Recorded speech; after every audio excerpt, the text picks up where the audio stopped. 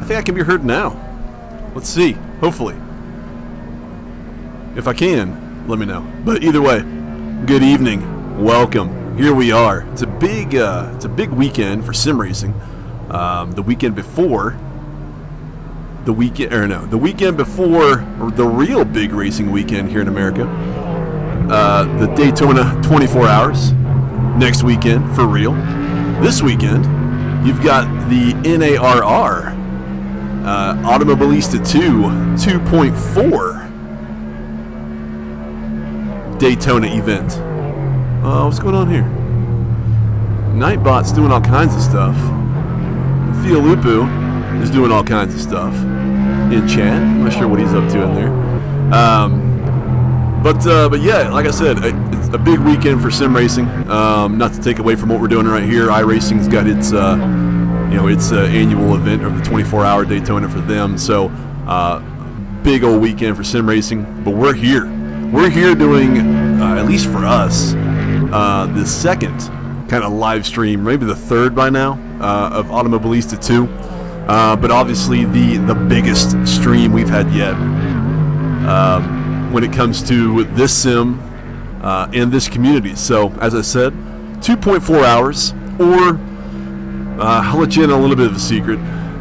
It's really 140 minutes, only due to how the game, or how the sim, excuse me, hopefully I didn't trigger anyone with that, how the sim kind of does the races and the timing of the races. It couldn't be 144 minutes. So it's 140 minutes instead of going to the next, which would be 150. Probably throw a bunch of people off, throw off all the systems in play, the weather, the day-night cycle, everything. So 140 minutes. That's what you've got. That's what I'm here for. Plus more. We've got 2:15 left in practice, and my apologies. So bear with me for this, as if you're used to Race Room and watching either past videos or live streams with us, when it comes to Race Room has a fantastic piece of software, third party of course, that is almost like an auto director, where it will kind of move around as it needs to different people. Where AMS2 and how I'm doing it, I've got a whole command center here of things going on. So if I get stuck on one person for too long or whatnot, throw all the blame at me. Let me know in chat. Scream to from the mountaintops, and I'll move on. But it's all up to me here to actually find the people on track, click on their names. It's all up to me to try to keep the closest battles on the screen at all times.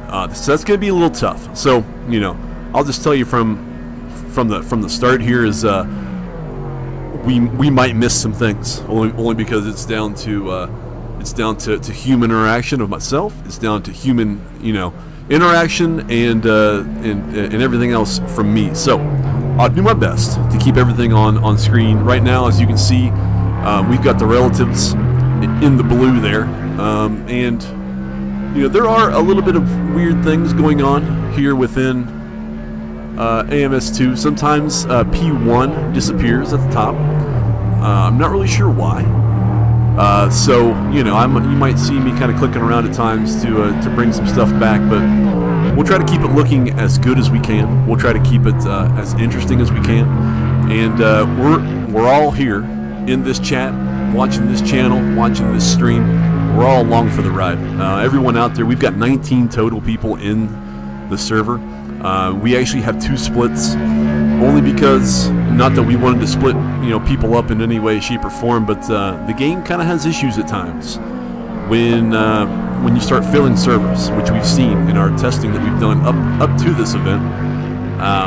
So we've kind of split them, sort of half and half, I guess you could say. Split 1 is what we're seeing here. Has 19 people in it.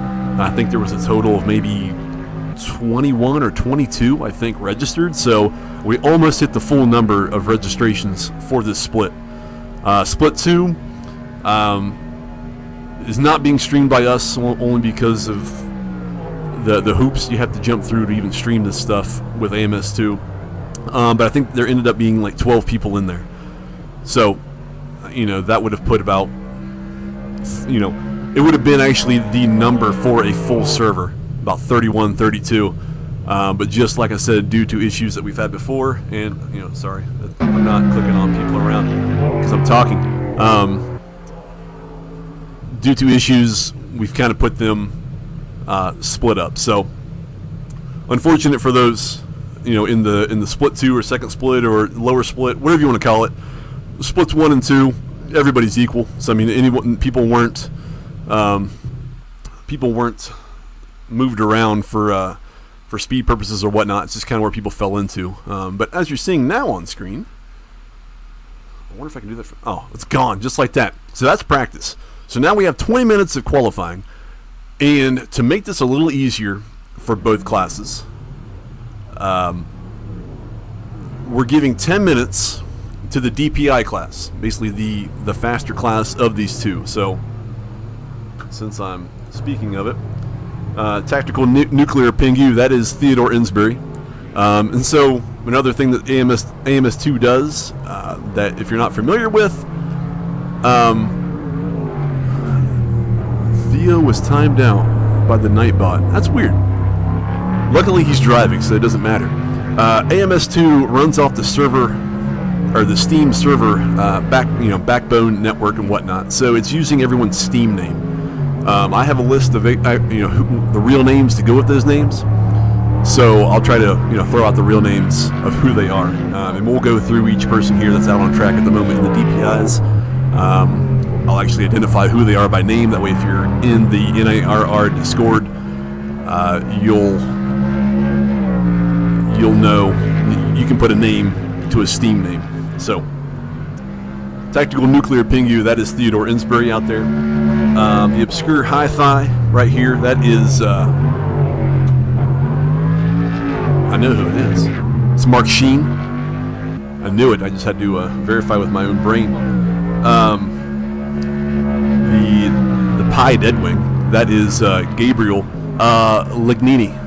I think that's wrong, and I apologize ahead of time to everybody if I've butchered names. But Gabriel Linguini, that's a joke. That's not how it is. That would be himself there. Chris Woolette. His is easy. He's got a Steam name sort of like mine, where it's just his actual name. He will be in the DPIs. He's moved. D. Finney, Daniel D. Finney, DDF Racer. Let me see if the Nightbot will actually work. So if you're looking in the chat, DDF also, as he always does, is streaming his point of view right now. So if you want to put up both sides, both screens, if you've got two screens able to do that, there it is. Actually worked. Thank you, Nightbot.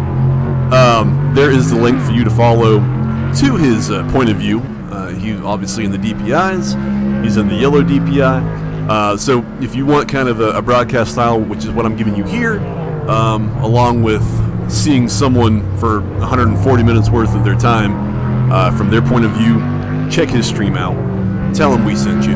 Say hello, and enjoy from two different perspectives. We've got Gandalf the Dwarf. That is Austin within the NARR community out there in the black DPI.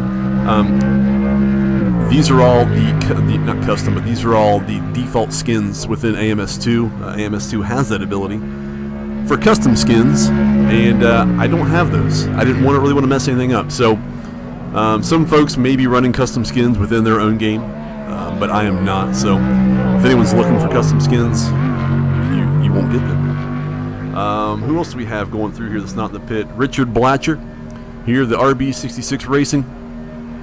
He's out there in the DPI as of now. People are starting to put in some times. Chris Roulette coming through with a 135. Jeff Hooten, though, which, there it is. Hide the UI. I'm going to do that so many times, I bet. So coming in through, I'm looking at a window. That is, it's Mike Bowen. Yes. Mike Bowen, I'm looking at a window, has come in almost a 134 flat. DDF there, a 134.2 in second place at the moment. You've got Jeff Hooten, Jay Hooten in the pure white, the angelic DPI out there with a 134.3, very close to DDF in front. Austin, as we just mentioned him, coming in at P4 at the moment, a 135.1. Chris Roulette out there in the Foxtone DPI. He's at a 135.1. Theodore Insbury there, currently in the pits at a 135.3. There he is, moving. He was docking for a second there with the GTEs. And if I didn't mention, 10 minutes here for the DPIs. Once that 10 minutes is up, they'll come in close to 10 minutes. And then the last 10 minutes of the session will be all GTE class. Kind of make it easier on everybody and not have to fight around with traffic in qualifying. Obscure Hi-Fi, that's Mark Sheen again. He's come in at P7, a 135.6. Richard Blatcher is coming out of the pits with a 136.7. It looks like Gabriel here in the DPI has yet to set a time. So there's going to be, should be 9 DPIs. And if you can see there, it's not catching my cursor, so you can't really tell. So on the standings board, the number on the far left, on the left side of the class icon, as I'll call it, that is the overall standings. The number to the right of that, beside the name, is the number within class. So that's why you're seeing Gabriel here, P9 in class, but P11 overall. So keep an eye on that. I'm sure, who knows? We might see some people get all twisted around in there. We might see numbers all over the place.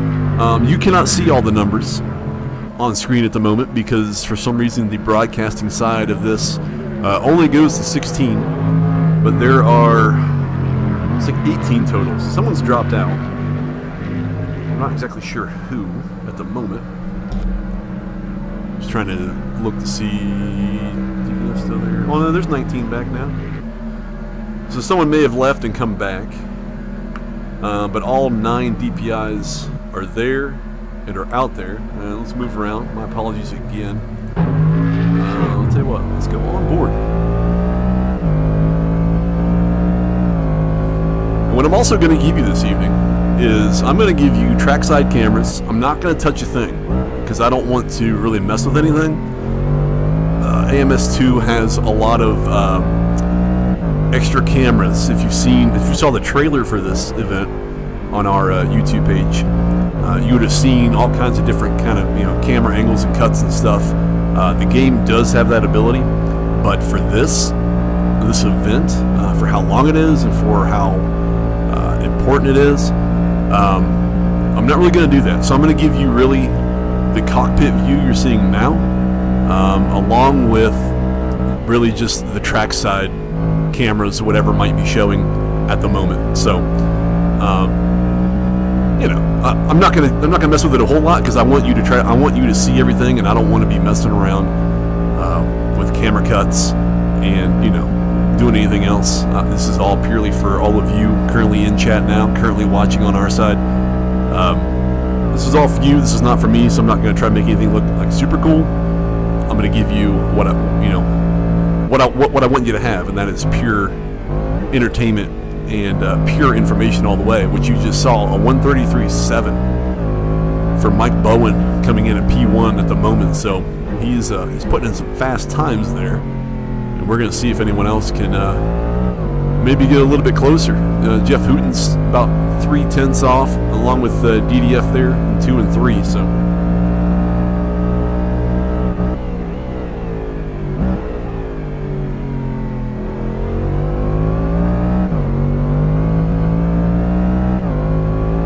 And I'm also checking Discord.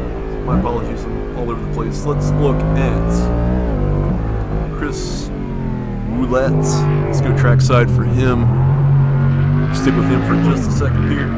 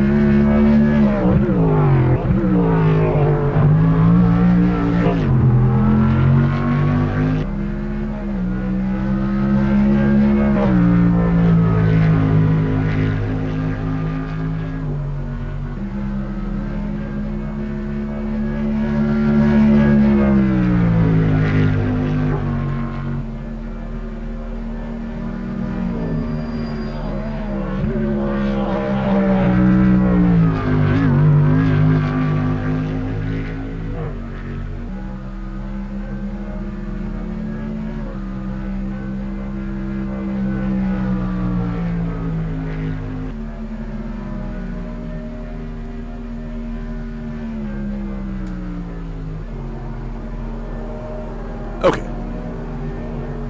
Once again, sorry about that. So, we're kind of seeing everyone, because now it's time for the GTEs. Really fast here. That way we don't take anything away. Everyone's going to be on their outlap anyway, so let's do this really quickly here. We're going to go to the car guide. That way you can see. I believe I should have looked. I don't think anyone... Yeah. From my listing, all 3 of the GTEs available in AMS2 should be out there. You've obviously got one DPI. That's the Cadillac DPI VR. Everyone that's in that class is in that vehicle right there. Let's move to someone else. Perfect. There's the BMW. Within the GTE class, and we'll try to find them all on track real fast. So, Bermside here. That's Luke Filippone.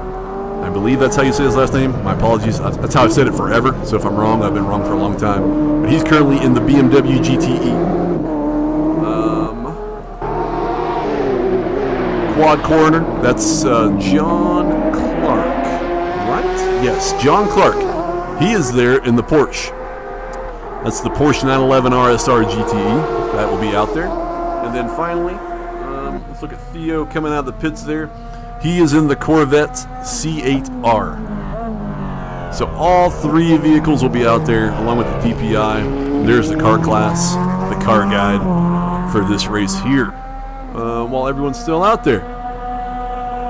Let's do this real fast, quick and dirty. Here is Daytona. This is the circuit they will be on, which I'm sure everyone is kind of familiar with, or they should be. But 12 turns, 5.72 kilometers in length. A lot of it is the outer oval. You've got the infield that then takes you to the oval, which then takes you to the famous bus stop chicane. The second chicane is not in play. The quote-unquote NASCAR chicane is not there. So once they get through the chicane, they've got basically all of Sector 3, which is damn near all of just the oval portion itself. So there's that. Really quickly, kind of what we've made up for folks out there, a little bit of a guide. Just got a white screen. I hope not, Rangy. You should be seeing some stuff, I think. In addition, this is the pit lane. So, not that anyone out there, watching this, but this is more for those folks on track. The pit lane obviously veers off to the left once you're coming around the second part of the oval. So you will be seeing that a lot. There'll be a lot of pit stops in this from the DPIs and the GTEs.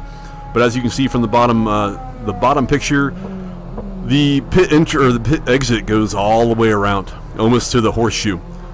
So, not that we're expecting any issues with people, but anything can happen. Lastly, it's the weather. the weather. If you heard that, I just cracked a White Claw and it went everywhere. We have weather in this. It's all over my screen. We have weather in this event. This is a simulated 24 hours, 140 minutes at 10 times the 10 times the speed for time and weather and everything. So it's going to be going like this, where there's a 20% chance of rain here in the first part, followed by basically at nighttime it's going to rain. We already know. We can see it coming. We can see the clouds in the distance. We know the weather front is coming, and it will be raining towards the evening time. Once it gets into the morning, 60% chance with some high humidity there, some fog. So who knows what might happen after the track dries out a little bit in the morning time. We might see all kinds of stuff. And then it's going to end in the afternoon. It's going to be full sun, 10%, but we probably won't see anything. Probably what we're seeing right now in qualifying. So this event's going to bring a little bit of everything, where day-night cycle, obviously, and then weather as well. So I'm along for the ride, just like you out there. I kind of know what's coming, but then again, I don't. So I didn't practice for this. I didn't even attempt to even do this. I'm here for you all. So let's enjoy it. Let's try to catch as much action as we can,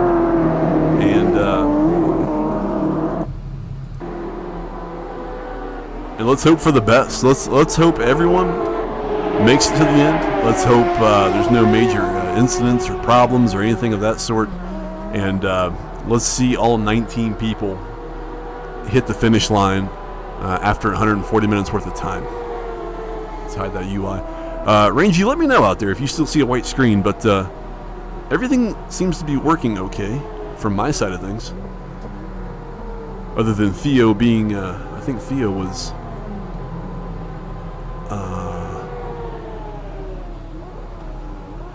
oh, maybe that's why. I had the repetitions on.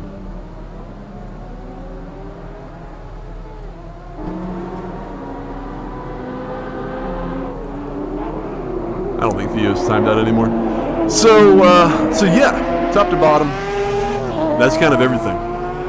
3 minutes to go here in qualifying for the GTEs. Once they're finished, we're going to roll into the race. And the race is going to be a rolling start.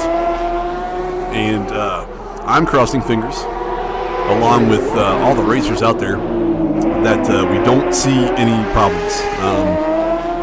If you play AMS2, or I'm sorry, I don't mean to refer to it as a game. I know some people take offense to that.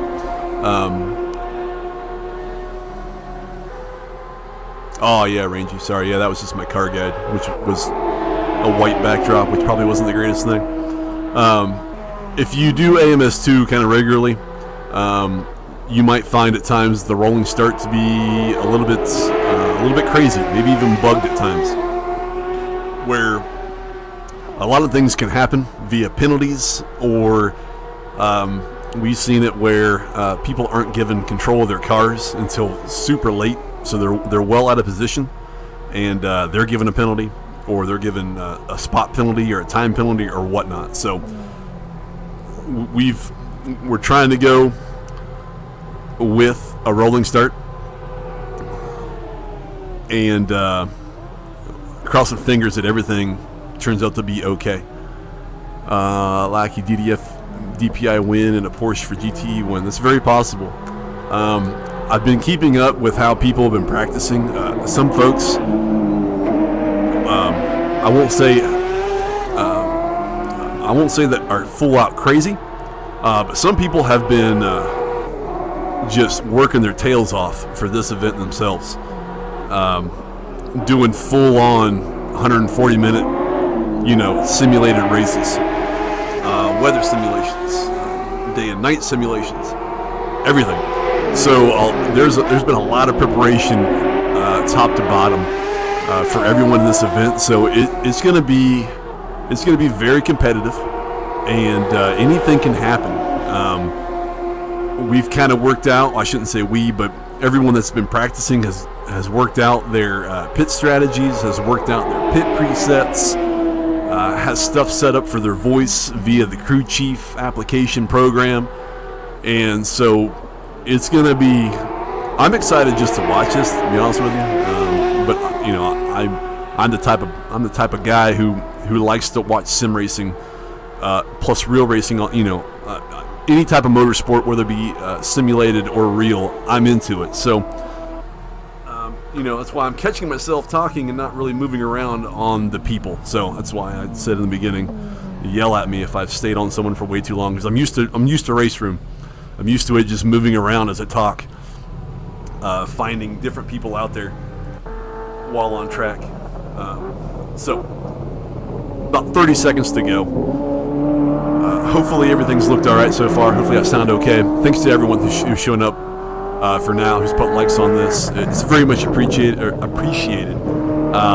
you haven't watched our stuff before and you don't really know me per se, you know, I don't do this. I don't do the streaming, the recording, the broadcasting. I don't do this for me. I do this really for everyone on track and for all of you out there watching. You know, I don't do this for any type of monetary gain or any type of, you know, I'm not looking for any type of sponsorship or any of that stuff. This is all done just out of the goodness of my heart, out of the excitement of watching like stuff like this happen, and for really just showcasing the people within the NARR community. So if you're not a part of that community, no, Rangy, there is no auto director, so this might be a little bit worse per se than a race room stream, because it's all on me to do it all. So that's why we might not catch everything. We might miss some things, and I'll apologize ahead of time. But there's the Discord link within the chat. If you're not a part of our community, obviously we are based out of the North America time zones. We have people from Canada, obviously the United States, Mexico, South America. We do stuff within Race Room. We do stuff within AMS2, as you're seeing here. We've got people that do things in iRacing. We've got people that do things in ACC. We race anywhere, everywhere, and almost every day of the week in a sim. So if you're looking for people to race with, you know, in the America's time zones, especially, find us out, join the Discord, hang out, introduce yourself, and start jumping in with races with us. So in our community, we've got the schedule out there on the nights we do things, and it's just a lot of fun. I mean, we look to have fun first and foremost. You know, we do try to promote clean racing, safe racing, but then also fun in the end. If you're not having fun doing this, then, you know, what's the point of doing it? So come find us, come hang out, and in the end, have some fun with us, as you're seeing right now. We're going to be planning more events when it comes to AMS2. I won't give you details, but we're looking to do one in February, which, with how the combination is, I'm not sure who we might get into that one, but we're looking to maybe run some support stuff along with it, or, you know, before it, to give everyone a chance to, you know, to be involved, basically. So so that's the end of qualifying. As we can see from the board, which there might be something else pop up here soon, I'm looking at a window. Mike Bowen is your overall qualifier, for, at least for the DPi, and for everybody. But in the DPi, Mike Bowen with a 133.7. Jeff Hooten comes in at P2 with a 134.038. DDF comes in at a P3 with a 134.061. Chris Woulette, 134.1. Austin, Gandalf the Dwarf, 134.2. Tactical Nuclear Pingu, Theodore Insbury, 134.4. Very close. Between 2 all the way down to 7. Obscure Hi-Fi. Mark Sheen, 134.4. Very close to Insbury. And Richard Blatcher there, P8 in class and overall in the DPI with a 136.7. Nikita. I'm actually not sure who Nikita is. I think he's kind of newer to the community. The first time I've seen his name in AMS2. And number 1 overall. Just so you know, the screen is not frozen. The sim is just waiting for the server admin, which is Theo Lupu, I think, to move it to the next session, which should be the race session. So we'll go through the names real fast. Tom659, that's Thomas Cowart. He came in at P2 within class of the GTEs. Lyndon Bigman, P3 with a 143.354. CB Flavio Barros, 143.499. P4. Heel Toe Hero, Ian McClure, P5, 143.7. Theo Lupu, P6 with a 143.794. Red Nose 58, which is Rudolph Stein, 143.9. Quad Coroner, which you can't see on screen, came in at P8 in class with 144.4. AMR Fan 95, Keshan Hall, 145.2.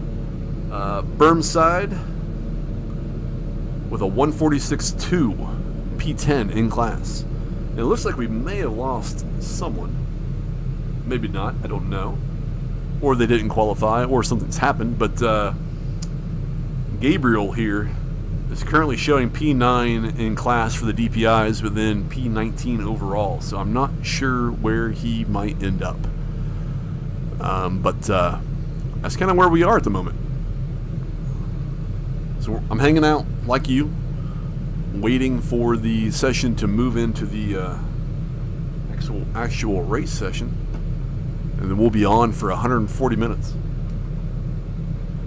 I'm hoping I don't run out of things to talk about. I won't try to ramble on all the time. I might, shut up for a few minutes here and there, and just concentrate on, clicking around.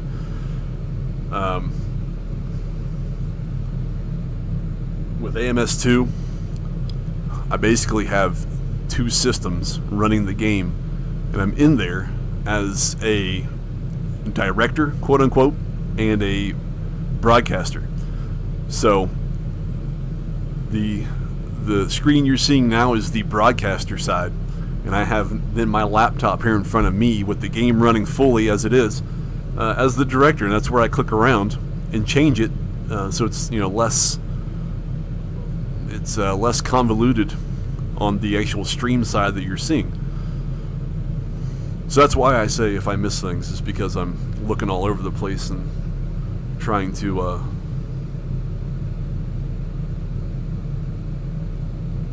find what I need to find. But I'll take this time right now. When it comes to the North America Race Room, NARR, as you can kind of see on screen, there are various outlets that we have. You've found the YouTube page where we are right now. We also have a Twitch page, North America Race Room. We used to stream over there until I finally got a connection that was worth its salt, and was able to actually stream on YouTube in 1440p, 60 frames a second, all that good stuff. So we don't use Twitch as much. We have it. If you're over there on the Twitch side and you want to follow it, just in case we ever put anything up on there, feel free to do so.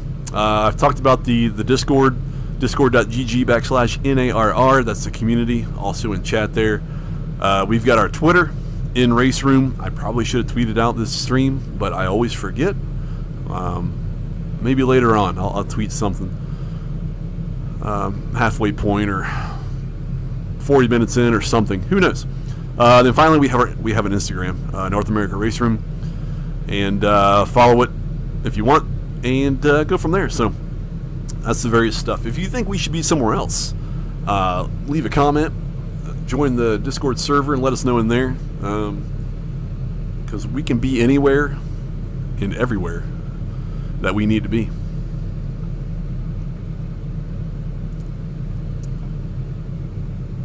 I wish I could tell you that I have direct line communication with someone, but I don't when it comes to the status of what we're waiting on. I promise we will be going here soon, I think.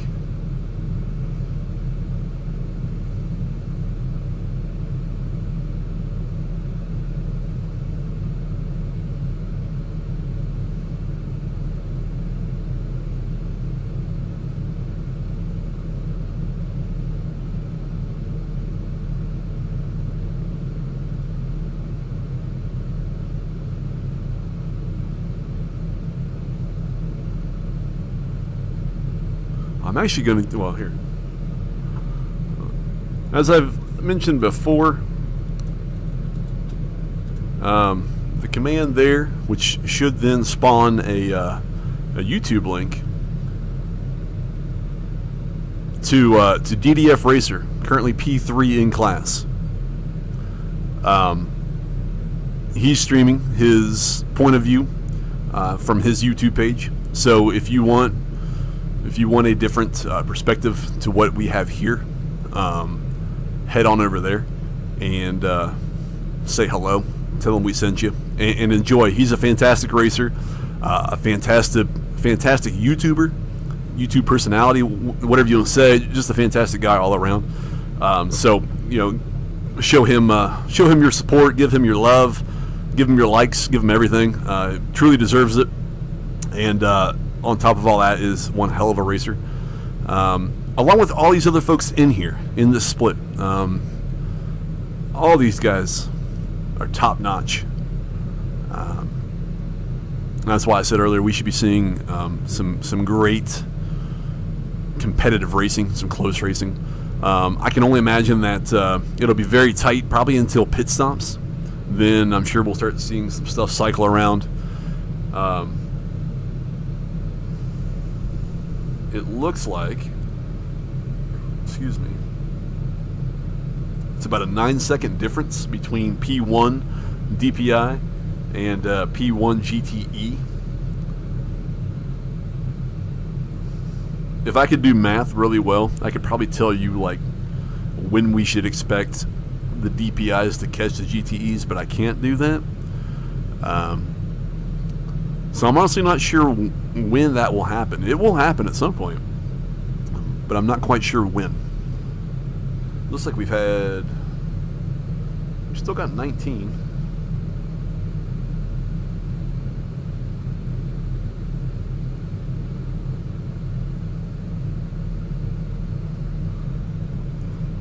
I'm going to mute my microphone for a second and see if I can get any word of what might be happening. I see some people. There's some folks.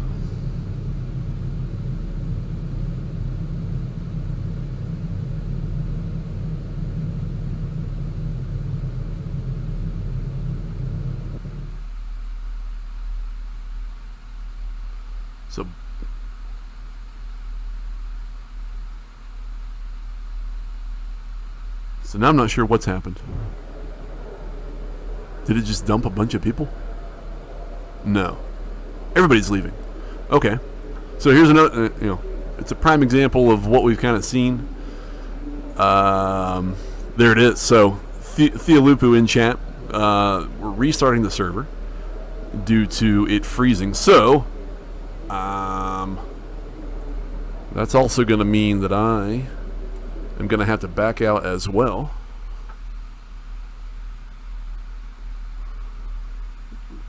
So while I do that and get all this, I'm going to put this back up. I don't want the music though.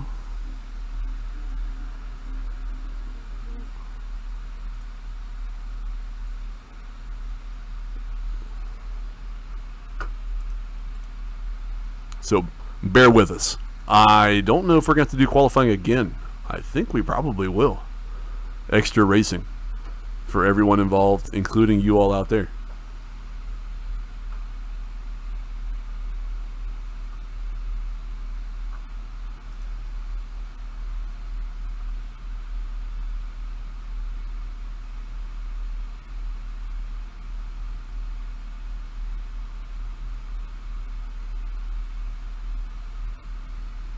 So while we do this, don't go anywhere. I promise. We're going to have racing at some point. I'm going to mute myself just in case. But once this server gets right back up, I'm going to put this back up on screen, come right back for you. So just hang out. It's a perfect time to grab a drink, grab a snack, use the restroom if you need to. Not that you're actually racing, but that way you don't have to walk away anytime soon. But we'll be right back. We'll get this sucker up and going. Like I said, this is all on the Steam network, so the server somewhere along the way within Steam had a little issue.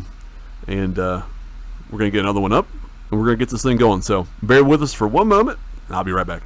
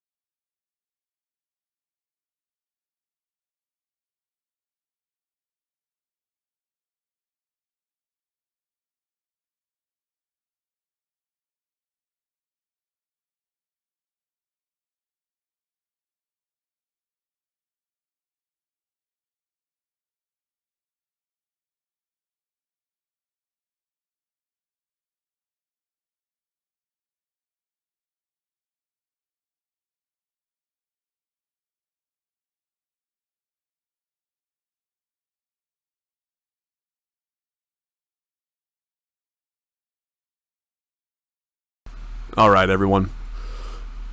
Slight delay, but the server is coming back up now. Everyone's jumping in. I'm honestly not sure what might happen here with qualifying. It may be all for naught when it comes to qualifying, so we might just start the race. Obviously, the DPIs will be in front. The GTEs will be behind. It might just be random order from there, but probably maybe a little bit easier than dedicating another 20 minutes for qualifying. And it looks like I've gotten a note that they're going to do the formation lap is going to happen manually. So the race may start, and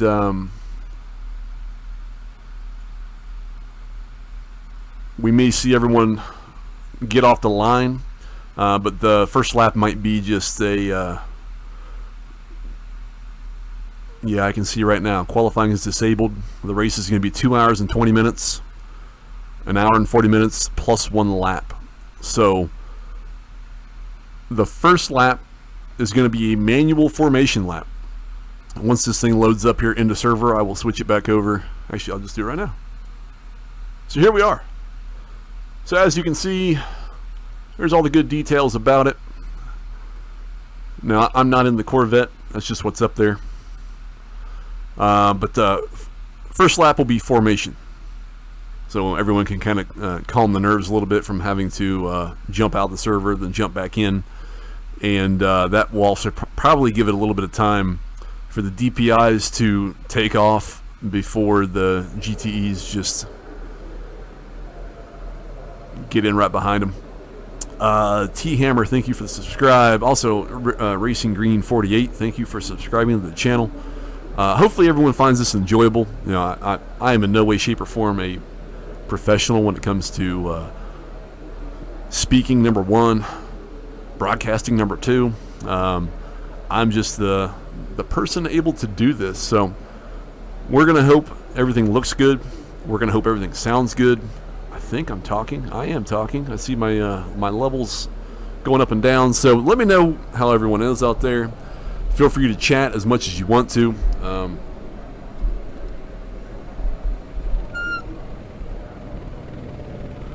I will certainly, respond to everything. And let's just have some fun for an hour and 40 minutes.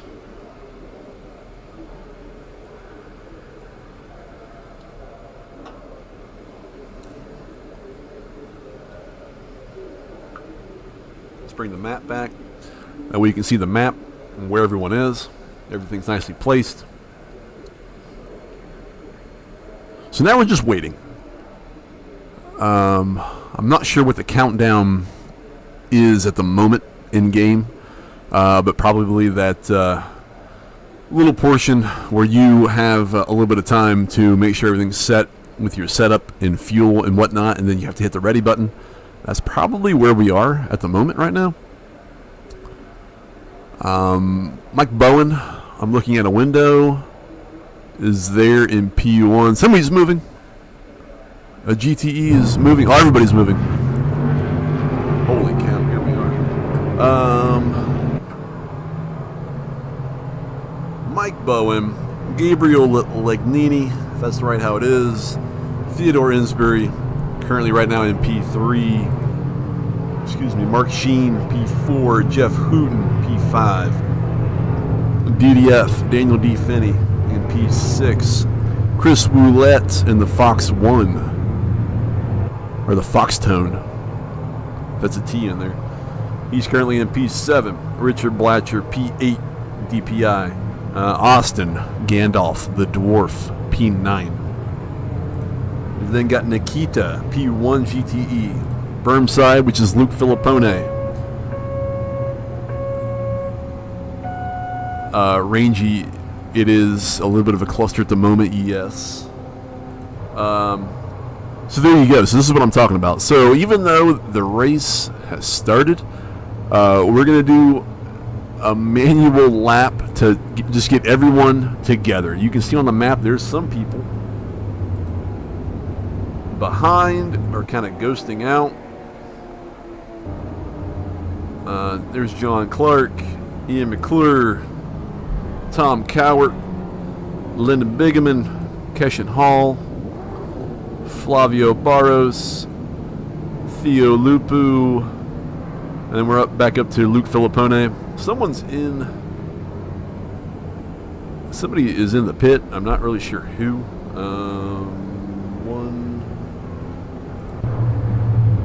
Excuse me, Gabriel is ghosting out, unfortunately.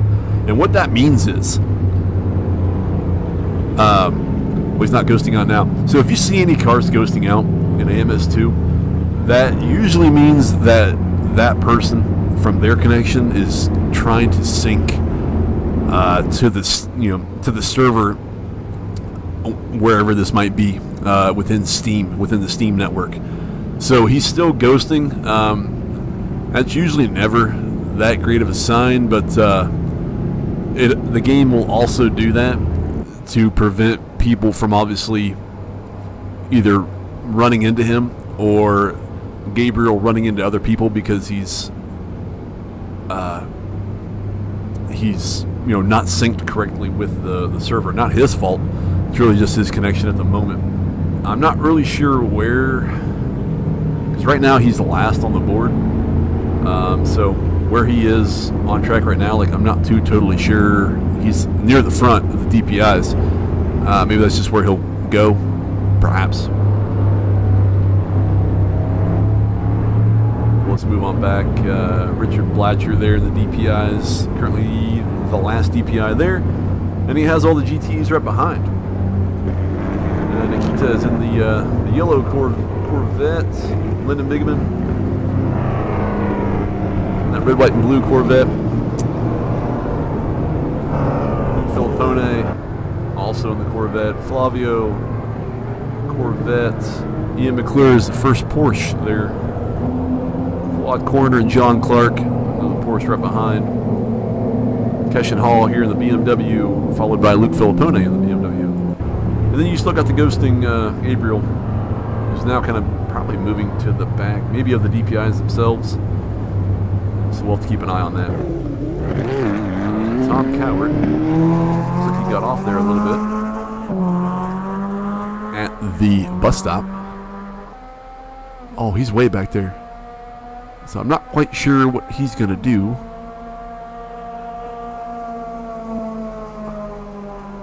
That might mess up some things. It might mess up some things a lot. He might pull to the bottom and kind of wait for everybody. Or he might take a pit stop. Because right now he's showing P1 overall, which he shouldn't be. So he might... Looks like he's going to do a pit stop. There's the crew out.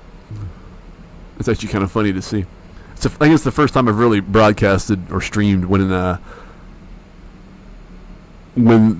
someone's taking a pit stop and the crew's been out. So he's going to be off. Where are we though? Everyone's still doing their formation lap, their slow formation lap. They're going to be coming around. I'm going to have to assume that they're going to take off somewhere here very soon. Let's go cockpit here. We're on board with Mike Bowen, the current P1 in class. P1 not overall because Tom Coward is up there somehow in that first spot. There he is. So Tom's waiting now. Tom, as you can kind of see on the map there, he's that red dot all the way at the top. He's going to be waiting for them to all go. He probably should be waiting near the pit, the full pit exit, which he is now. So he's now moving. It's getting choppy on me. He's getting like 5 frames. It's crazy. Let's get off that. Let's get to someone else. Got food.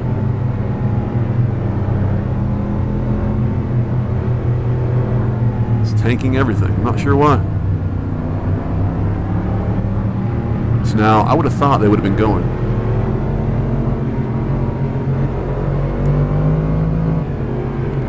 Now, I'm not sure. They might be doing another one.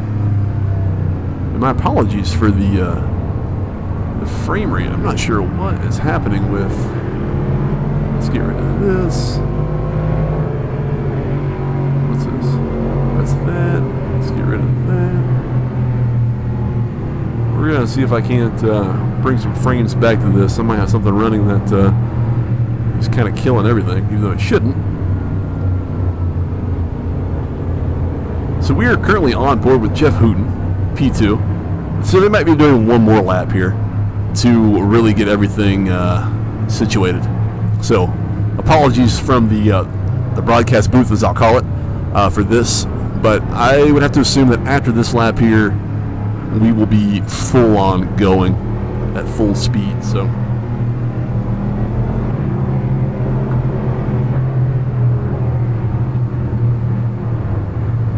on board with DDF at the moment. So thanks to everyone who's still hanging out there. Sorry for the slight issues we've had. Not really anything that we could have done. The server just kind of froze up, and then we want to make sure everything gets correct here at the start, and where everyone can get back to where they need to be. So that's why we've kind of got 2 formation laps going. We would rather have everything kind of set, kind of correct before just taking off, and then it turns into an absolute mess of where anyone is or what anyone's doing. So better to be safe than sorry. Especially when you've got 2 hours and 12 minutes left, plus 1 lap. But the DPIs have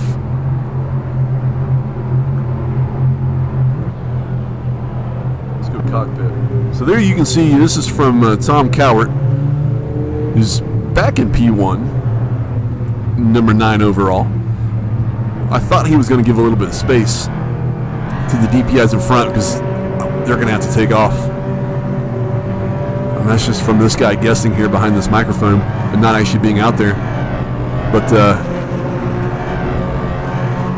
they may be doing like kind of like a yellow flag restart. Someone's going to yell go. And I think they have, because there they go.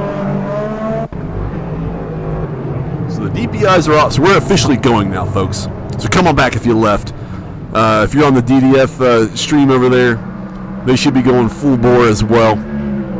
You've got Mike Bowen here, P1 overall, Jeff Hooten, P2, DDF, P3 of the DPIs. We're going to go back to Nikita and the GT3s, or GTEs, excuse me. He's got Lyndon Bigeman, Tom Cowart, Flavio Barros right behind. Let's go in the cockpit. You can see here a little bit. Currently on board with Lyndon Bigeman, P3 in class. That's Nikita right ahead. Tom Cowart there on the outside. Coming back in ever so slightly there in the 69. That's the 69 Corvette. We'll stay on board for just a little bit.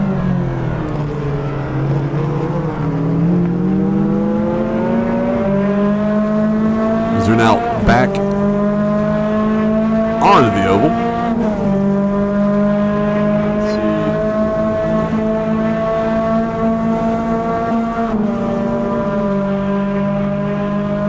Flavio Barros here. Who's he got there beside him?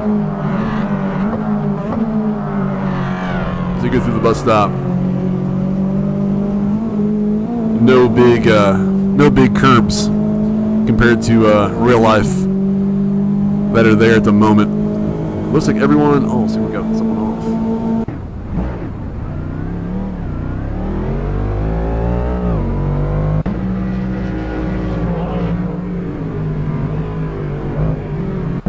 So I'm unsure where everyone is. Mark Sheen looks like he had an issue in the bus stop.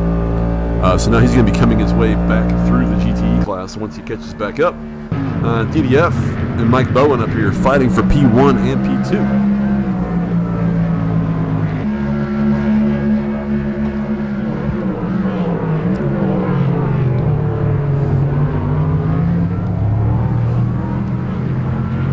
And as I said, if you're just now tuning in or coming by, the race is 140 minutes long. It does have the time is sped up by 10 times. So the day-night cycle won't come fast, but you will certainly see it a lot faster than in real life. As you can tell, headlights are already on. It's starting to get kind of dusk out there. So the night will come faster than what you probably expect. And then eventually, the rain will come. That is a fact.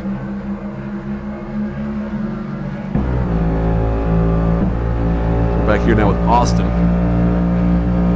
Currently in P3. You can see he can see DDF. And Mike Bowen right ahead. You can see now the cloud cover. The sun is gone.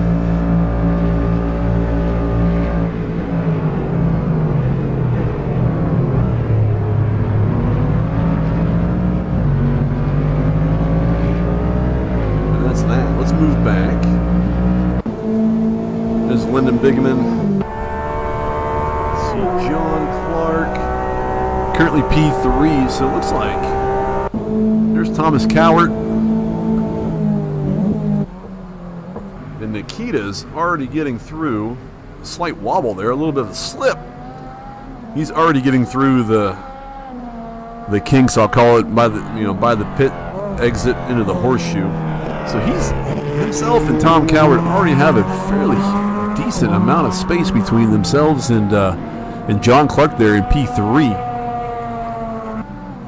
About 6 seconds back already. You can see on the map, which is why I have the map up. You can tell where everyone is, so you can see where the DPIs are. Obviously on the back street, headed towards the bus stop.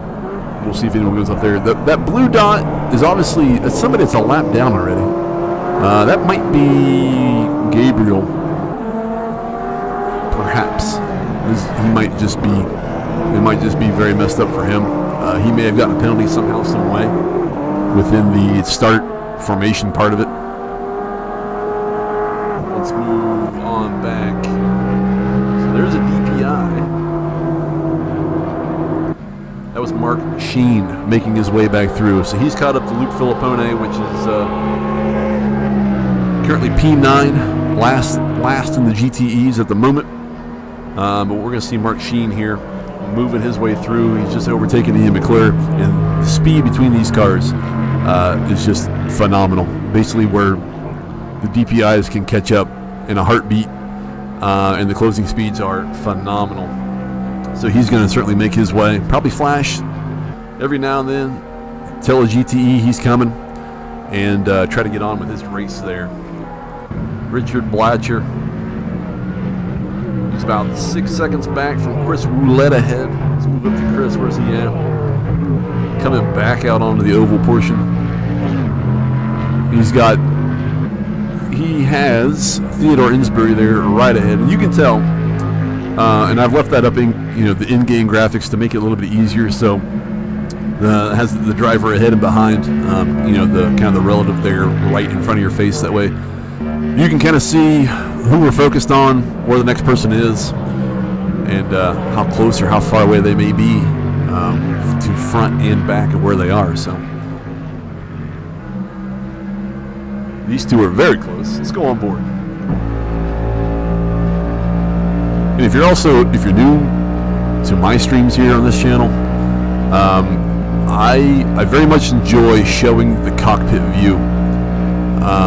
It really gives you the perspective of just how close or far, or what battles may be happening in front of the person that we're focused on. 98% of the sim racing videos or streams that people do are from the cockpit view, so that maybe that's why I like them so much.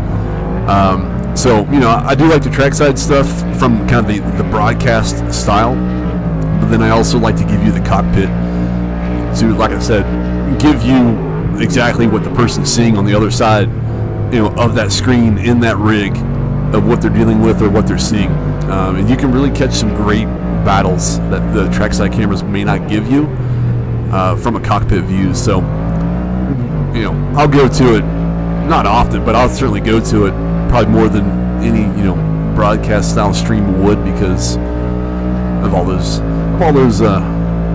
reasons right there. Whether they're valid or not, I don't know, but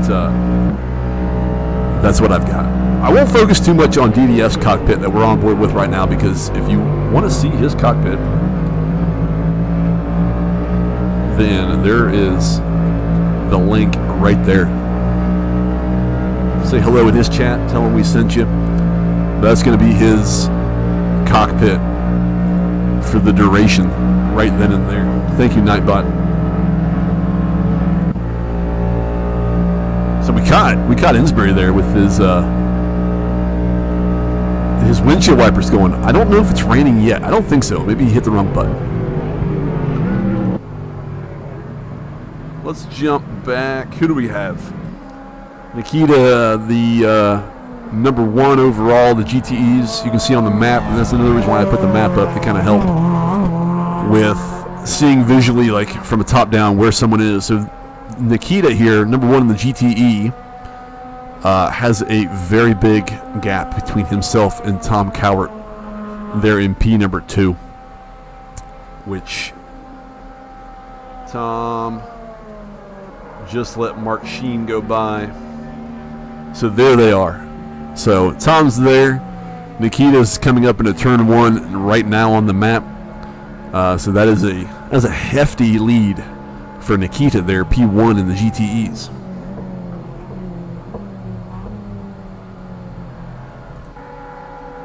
We got a good battle here. Also, out there in the chat, let me know if anything needs to be turned up or sound better, or if everything's perfect. Let me know. I'm always interested on how things are, because it seems like I change something every time, and then I never know what the hell it's doing. But we are focused on Keshan Hall here. AMR Fan 95. He's got Theo Lupo directly ahead. It says heel toe hero. Ian McClure's about 5 seconds back, so I'm not sure what GTE that is right behind him. I don't know who that is. Let's go on board for a second. We'll see the backside of Theolupu there. Directly ahead, P4 in class.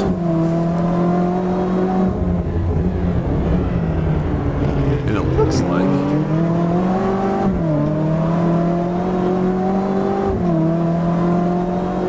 DDF has dropped, if I can get the things to show, DDF has dropped to P4. Jeff Hooten and Austin has moved in. And once again, this software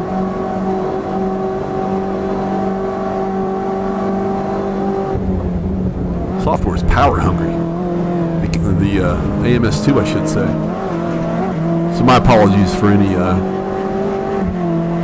slight frame droppage there. It'll come back very quickly. But we're seeing Keshin Hall here get the draft off Theolupu, and they're having a fight right to the line, all the way down to turn one. I'm staying on board right here because you're going to see it just like Keshin would on his side. What might happen? Oh, there's a ghosting car right there. Not sure who that is. So there's all kinds of stuff happening here in turn one. DDF had a code brown in turn one. Oh, all right, that must have been where you slipped back to P4. So Keshin has gotten by Theolupu. Well, he's right there. So Theo is still fighting. We'll go trackside here. We'll see everyone come through. Once again, I'm not sure who that GT is above or in front of these two. They were ghosting out. I think it's CB. Oh, it is CB. That's Theo and Keshin right behind. That's the bumper cam. That's the front. That's why I don't like any of the cameras in the game. So CB there. P4, Theolupu right behind, AMR fan, Keshin Hall right behind him. 4, 5, and 6. Who do we got? Gabriel still out there, still last. I don't even know if the game really is registering that he's out there. He's very far behind on the relative to anything. So unfortunate for him, he might be driving this for nothing at the moment. Not nothing, but no in game per se. Austin here. Austin with Mike Bowen, and they just passed. Looks like a white Porsche GTE. Let's go trackside. They're going to drag race it to the line. Austin here has them into turn one. Fantastic. It was a fantastic pass. Sorry, I couldn't say the word. Jeff Hooten has moved up into P4. DDF up to P3 again. He's got Theodore Insbury right behind. That's DDF right ahead.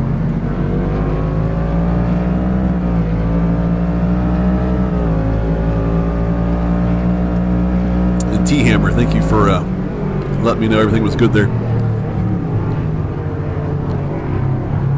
I sometimes need that extra info that everything looks all right. So we're now into the dark. I can't give you a time per se because I don't know what time it is in game. But obviously the sun has fully gone down. The stars are starting to come out. The sky is getting darker. It looks like from Insbury's windshield, it looks like the rain may start coming very soon. I think I see some drops. That will be when pit stops definitely happen. No matter if anyone's ready for it or not. Some folks were saying that a couple of laps in the wet on slick tires is doable, but any more than that and you're kind of gone. And you can see now the rain is starting to come. So now is when things get interesting, very interesting. And that was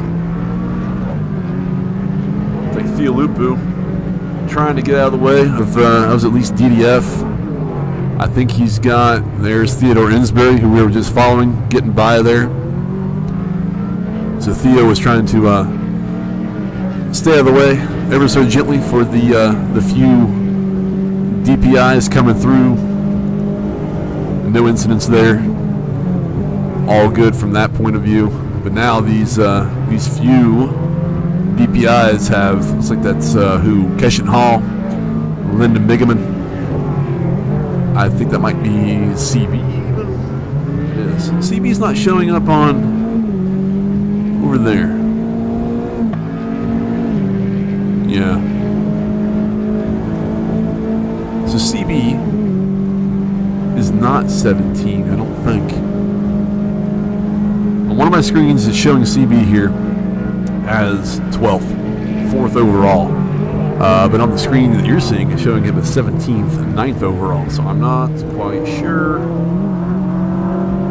what might be happening with the game. The game may not be understanding all the information that it's trying to put out. Who do we want? Who should we go to? Nikita has an amazing lead for the GTEs. We'll follow Mike Bowen here. It's obviously it's the second, it's the closest battle, followed by Chris Roulette in P5 with Theodore Insbury in P4. They're very close as well. So we will see what happens here, and then we'll probably move to them to see what's going on over there. And as always, to everyone out there, thanks for hanging out. Thanks for watching. Thanks for putting up with everything I'm talking about, or not talking about, or trying to talk about. One thing I did not take into account was my bottom graphic with the Daytona being black, and then when it gets dark, I didn't really put any thought into that. So right now, it's my only downfall of all this. And if that's the only one for the rest of this, then I'm happy. But we're under 2 hours. We've about an hour and 55 minutes to go. We have not seen any pit stops yet. That's when things will get interesting. That's when things will really open up for everybody. Here's Chris Roulette. Let's go on board. He's got those. It looks like, I don't know if that's true to real life form, but it looks like that windshield wiper wouldn't do very much. I think it's reaching the, I don't know. I feel like it wouldn't get all the water you'd need to see. Ooh. Chris Roulette has that under control going into turn 1. As they come up to the horseshoe, they're fighting here now. Let's go trackside, that way we can see all of it. I think it's Fox 1, not Fox Tone either. The Fox 1 DPI. And similar to ACC, we're going to see these cars get really dirty. I love that, just from the aesthetic standpoint. You can kind of tell right now on some of them around the number plates on the sides. You're starting to see that rubber kind of build up in the fender areas and everything. Like that's awesome to see, even in the fronts, kind of similar to ACC, like I said. That's very cool.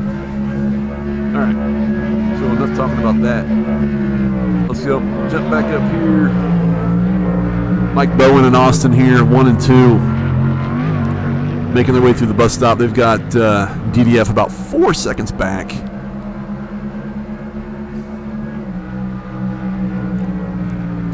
I'd have to assume that everyone's kind of settled in at this point. All the blue dots on the map, if you can tell, are cars that are off the lead lap. That's probably all the GTEs by now. Maybe even a DPI. Someone's coming in for a pit. Who is it? It's Austin. So our first pit stop, we're seeing the crew go into it. Is he doing front tires only? I don't know. I don't know if they'll go to the back if they're doing the back. They might. Like I said, it's the first time I'm seeing pit stops happen. Looks like they're still fueling it up. Come on, pit crew. Come on, pit crew. Done. That's cool to see. I'm not sure what it. It's been a long time since I've done a pit stop in AMS2, but he's off. Hopefully, no penalties for him. He's going to come out P7.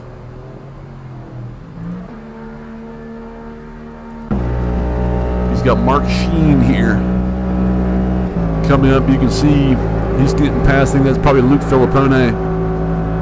So Mark Sheen will at least close the gap on Austin because of the pit stop, but won't overtake or fully catch up.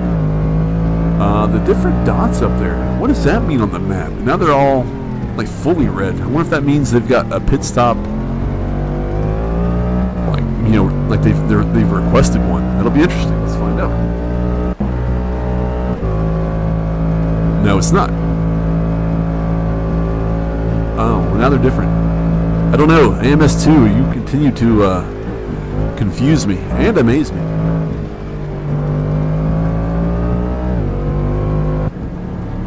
So DDF has moved up into P2 due to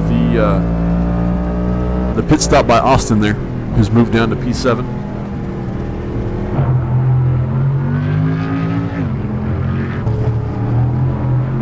We've got Chris Woolette there in P4. We've got Jeff Hooten in P5, who's trying to make his way around a yellow Corvette, which does successfully on the infield.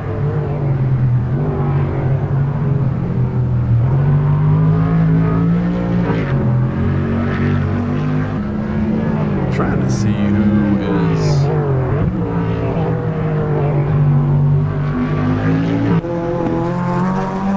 That was Nikita that he had gotten by, P1 in the GTE class, and like I said, Nikita has a very big lead over Thomas Cowart, currently in P2, who's just now getting to the last turn before getting back out on the oval.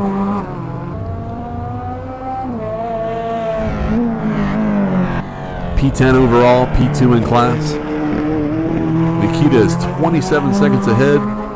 He's got Lyndon Bigeman about 3 seconds back. There's Lyndon Bigeman. Beyond Lyndon, you've got Keshin Hall, P4. He's just now coming out onto the oval portion. It looks like it's coming down pretty hard out there now. You can tell it's a slight monsoon for the Florida region. Theolupu not far behind. Keshin Hall there on the back straight, coming down to the bus stop. On this, CB Flavio Barros is right there,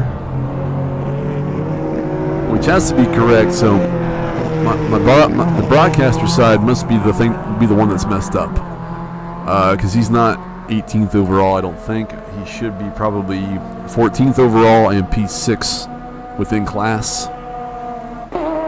John Clark here is on the backstretch now, coming up to the bus stop. Ian McClure trying to follow a couple of DPIs back out onto the oval. And Luke Filippone has just come out of the pits, and we got some others in the pits now. We got Thomas Cowart in the pits. Lyndon Bigeman in and out of the pits. That's CB. He's coming in. Theolupu is in. Maybe the animations don't do the back tires. I don't know. Keshin Hall is in. Gabriel was in there as well. I'm not exactly sure where he is. CB and himself are kind of the two odd ones on each side of the broadcast and the directing. But Thomas Cowart coming out. Keshin Hall coming out of the pits. Theolupu is out and away. Coming out of the pits. John Clark in there, ghosting at the moment. We've got Mike Bowen coming in, going past his, has to back up ever so slightly. DDF is in. There is the crew. And then we've got some others coming in. We've got Nikita coming in. Theodore Insbury coming in as well. I don't know if that's some damage on the front or not. I can't really tell. He's hitting the blocks. Nikita's there, P1 overall in the pits. There's a yellow flag somewhere, I think. If that's what that means on the map. Richard Blatcher's in. John Clark is ghosting. I'm not sure what he's doing there. He might be having an issue with his connection. So we're out. Chris Roulette now P1 has about 8-second lead coming into the bus stop. Hard charging towards a back marker, which is probably a GTE. Jeff Hooten right there. So these two have not come in yet. There's a lot of water out there. We may see eventually some puddles start to form up. Some standing water per se. Austin was the first one to pit. He's moved up to P3. About 50 seconds back. Overall, about 43 seconds back from Jeff Hooten in P2. And then it goes on from there, from people that have been in the pits already. Mike Bowen, P4, I'm looking at a window. DDF, P5. Mark Sheen has made his way back up into P6. I don't think he's coming for a pit yet, which has allowed him to move up from his issue he had early in the race, where he kind of got off a little bit in the horseshoe and put himself very far down, very far behind. But he's now worked his way out of. Jeff Hooten is now into the pits. So John Clark, the connection must have come back. He's now out and away. Lennon Bigman is in. CB is in and out. Jeff Hooten is in. Here comes Mike Bowen. He will take over. P3, DDF right there with him. And that's DDF right behind. So those two very close for 3 and 4. Gandalf fastest at the moment. Sean Patterson. He is 140. Probably, yes. He was the first one to come in for the pits. He kind of started off the pit, and you can see all the. Oh no, who's that? DDF taking on a lot of water, trying to get out of the way, trying to get going again, and does. Jeff Hooten slides right by. There is a code brown again. So DDF maybe trying to get some tires warmed up in the water, which is going to be tough. Trying to find a slight dry line will be tough because it's coming down good and it's starting to really stand out there. Chris Roulette into the pits. So that would probably mean you can see on the map Austin here making his way downtown to the stripe. Going to take over P1. Mike Bowen slightly behind in the middle of the turn at the moment. So there are people all over the place. We have an hour and 43 minutes left to go. Richard Blatcher in again, maybe that's the first time he's in. He just was in there for a bit.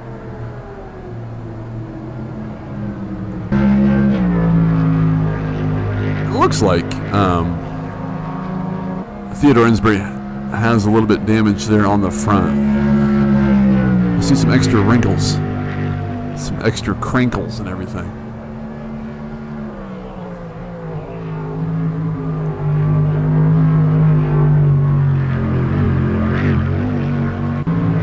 We're going to stay on this.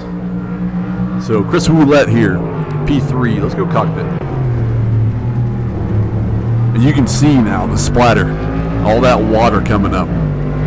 Who knows if that windshield wiper's doing anything, but it's going.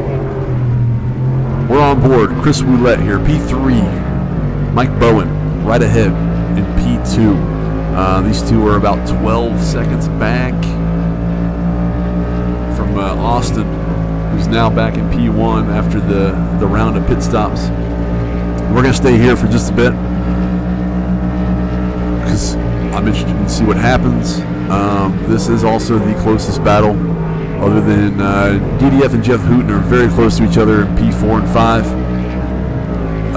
They're about 7 seconds back from this duo right here.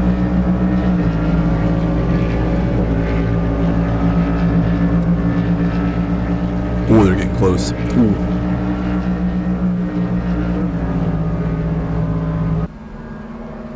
They're drag racing in the rain. Probably the most dangerous thing you can do. Coming down the T1, who's going to break last? Holy cow. Holy cow. Hang on to it, Chris. You did. Woo. That was impressive.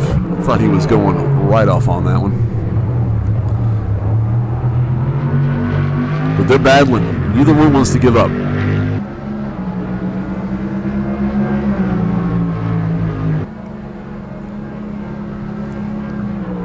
Chris Roulette still ahead.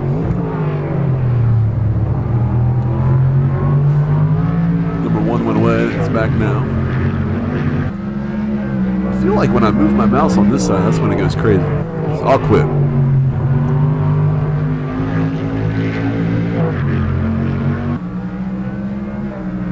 Yeah, I won't touch it anymore. If the P1 goes away on the screen, then it's just I'm gonna have to live with it. I'll tell you who's in P1. It's gonna be Austin here for a while because he's got a 12-second lead. Mark Sheen finally making his way in. I think for his first pit stop, he went a long way. He needed to. Had an issue in the bus stop with an off track. I think he got turned around a little bit. So he will obviously probably cycle. Where's Richard? He's just now through the bus stop. So Mark might get out before Richard can make it up to him. So he might keep P7. If not, then he'll be very close behind in P8 to Richard.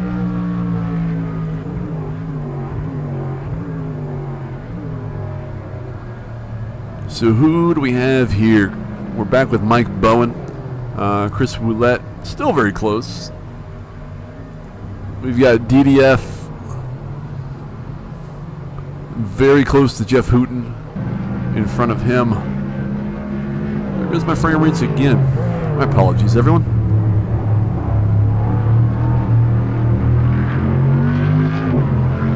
Yeah, it is definitely AMS2 is definitely a hog for one reason or another.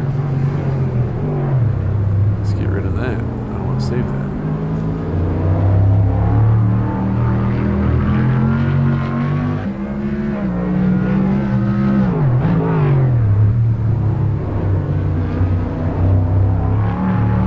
Alright, we'll see if it holds.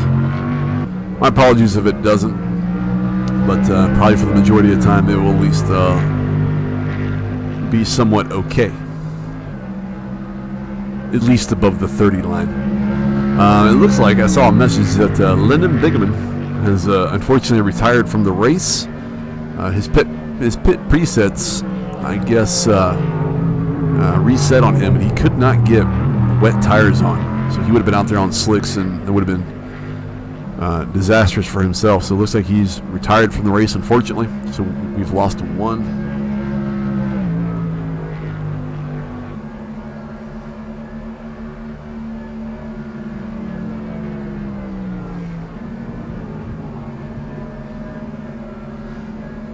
So there's DDF. Who do we have?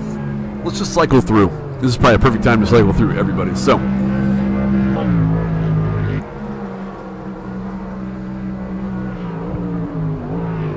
I don't know if it's AMS2 per se. I think it's my streaming software. It's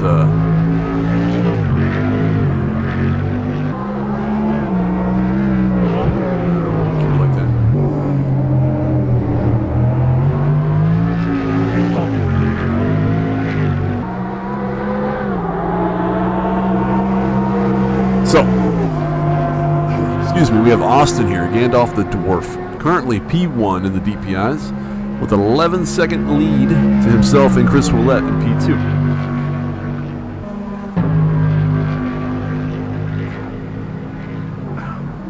Excuse me. Here with Chris Willett, currently P2 in the DPI. P2 overall, P2 in class. Move on backwards, we have Mike Bowen here. P3 overall, P3 in class as well. About 5 seconds, 4.2 behind Chris Willett. And on behind him, we have Jeff Hooten, currently in P4. About 4.4 seconds behind Mike Bowen. As we keep moving down, we have DDF making its way through the bus stop. About 3 seconds behind Jeff Hooten. On behind DDF, we've got Theodore Insbury, who is about 41 seconds back from DDF, with maybe a little bit of damage on his front end there. Behind Mr. Insbury, we have Richard Blatcher, who is about 1 minute 3 seconds back on the timing board. Just made his way past the stripe down into turn 1. Behind Richard, we've got Mark Sheen. After his slight incident in the beginning, cycled all the way through, took a late pit stop compared to everyone else to try to make up some time, and did. He's only about 5.96 seconds behind Richard for P8 overall and P8 in class. Moving to the GTEs, we've got Nikita, who is on cruise control at the moment and is driving a perfect race, unless I jinx him from saying that. P9 overall, P1 in class of the GTEs. Behind Nikita, we've got Thomas Cowart being passed there by, I believe, Austin. P1 in the DPIs. Tom here is about 26 seconds back from Nikita. P10 overall, P2 in class. Behind Tom, we've got Ian McClure, the white Porsche. I think a Porsche. I think we had a prediction of a Porsche win for the GTEs. He's going to have to do some serious work if he wants to get ahead of Nikita, currently in the Chevy. Ian is about 10.7 seconds back from Tom in P2. So back in position number 4, we've got Theo Lupu, about 7.7 seconds back in P4. And then very close behind. These two have been dancing, have been battling for almost the entire time. Keshen Hall, 13th overall, P5 in class, less than a second behind Theo Lupu, right ahead. As we continue on back, another BMW, we've got Luke Filippone, currently in P6 in class, 14 overall, 48 seconds back from Keshen Hall. Up ahead, at least on one side, we've got Flavio Barros. I hate to say it, but you're slowest at the moment. Who's the slowest? I'm not even in there. There'd no way I could do this while talking.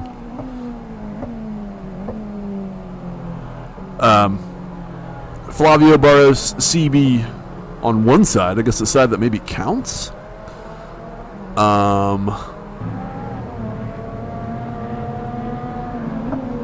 P8 in class, P17, P7 in class, P15 overall. On down to John Clark, who is currently showing on one side as P7, 15 overall, and P8, P16 overall. So from 15 on back, I'm not quite sure what's happening with the positions where those three are, because last, at least on one side, I think on both sides, you've got Gabriel, P16 overall, P9 within the DPI class, but hasn't made up any spots within the DPIs, so that's why I'm not sure where the game, I'm not sure how it's seeing him at the moment.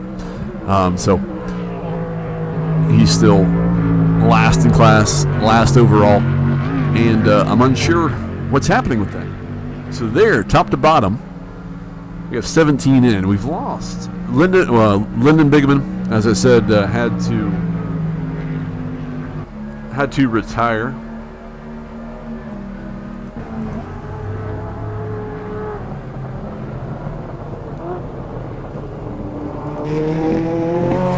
Had to retire due to his pit presets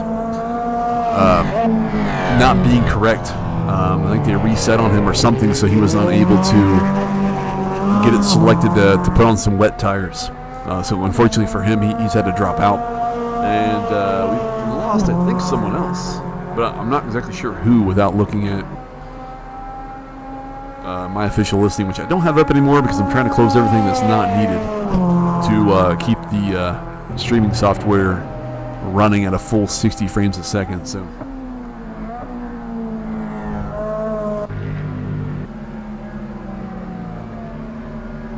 So after going through all that, and for listening to me talk for how long now? We've been going for an hour and 40 minutes.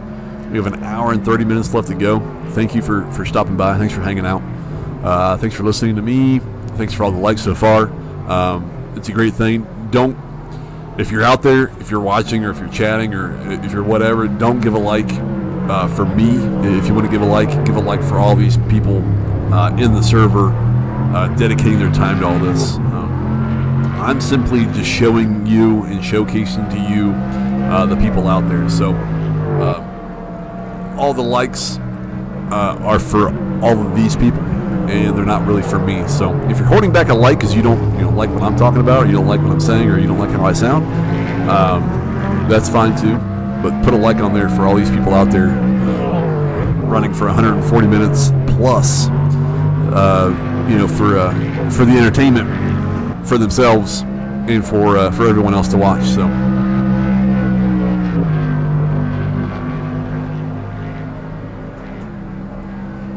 So strap in because we got an hour and 30 minutes left to go.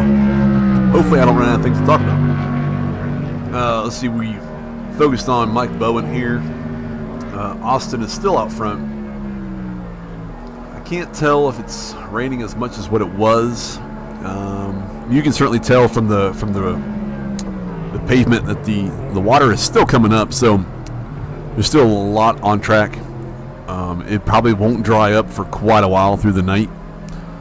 Eventually we'll start to see,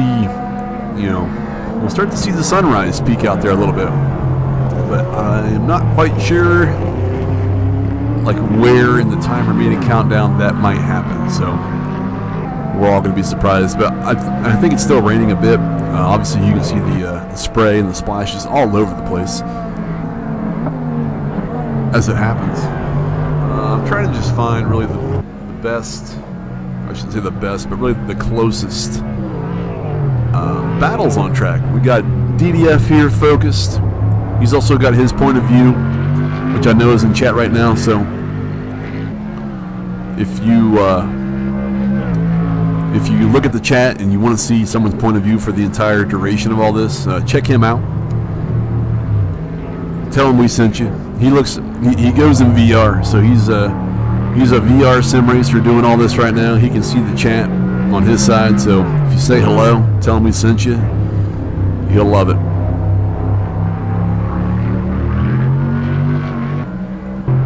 See, Mark Sheen's getting close. Let's go on board with Mark.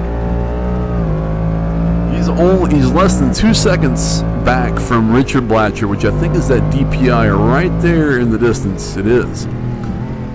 So Mark Sheen is trying to chase down Richard here. Maybe pick up a spot.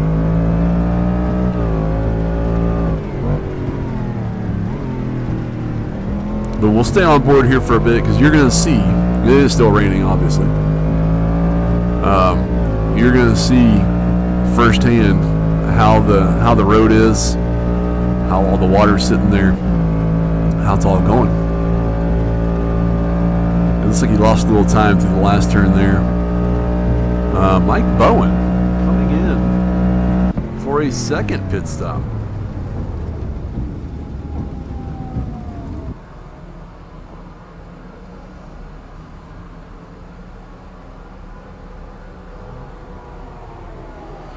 Might be getting some new tires, getting some more fuel.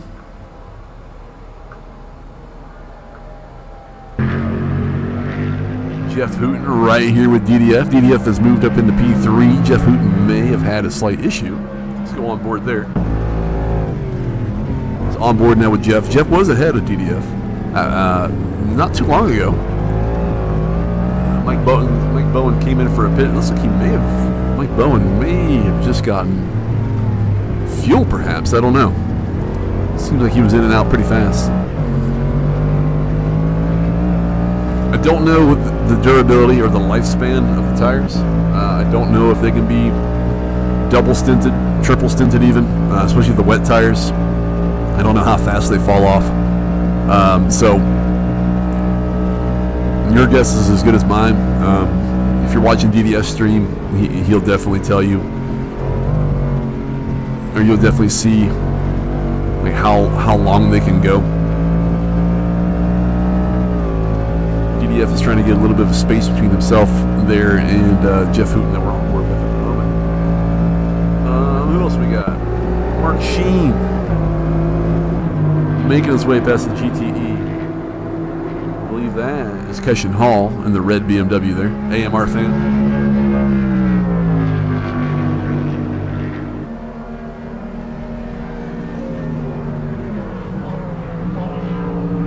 I'll tell you what I can do. Let's just stop that. That'll help out immensely, I'm sure. That might help a little bit.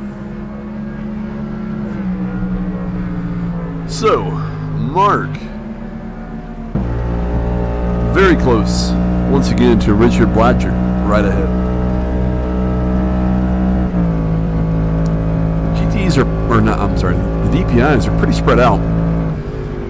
Other than two small groups of DDF, Jeff Hooten there, 3 and 4, and then Richard Blatcher and Mark Sheen, 7 and 8 right here. Mike Bowen has a pretty big gap between himself and Jeff Hooten from his pit stop. Theodore Insbury there in P6.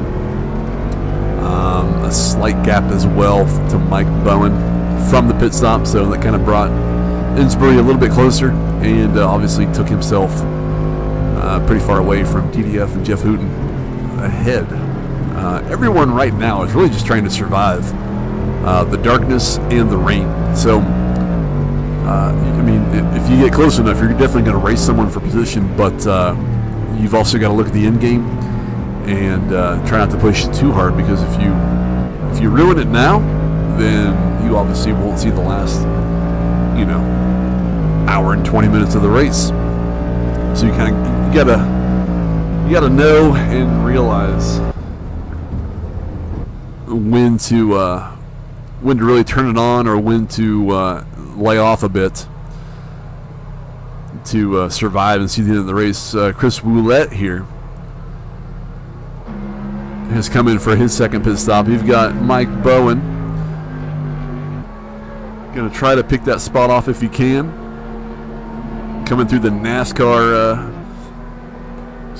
where the NASCAR bus stop would be. So he's going to take that over. Chris Woolette will move back to P5. Mike Bowen up to P4. GT3s, we really haven't been in there. They are pretty well spread out amongst themselves. Looks like a DPi there, flashing his lights really nicely, going to the outside.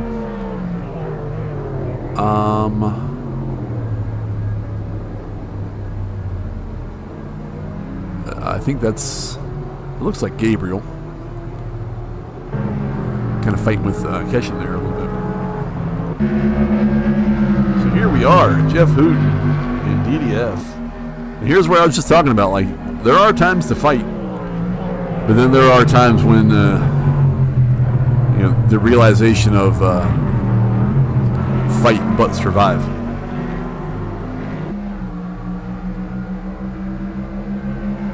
He is right in that stream, right on DDF's tail.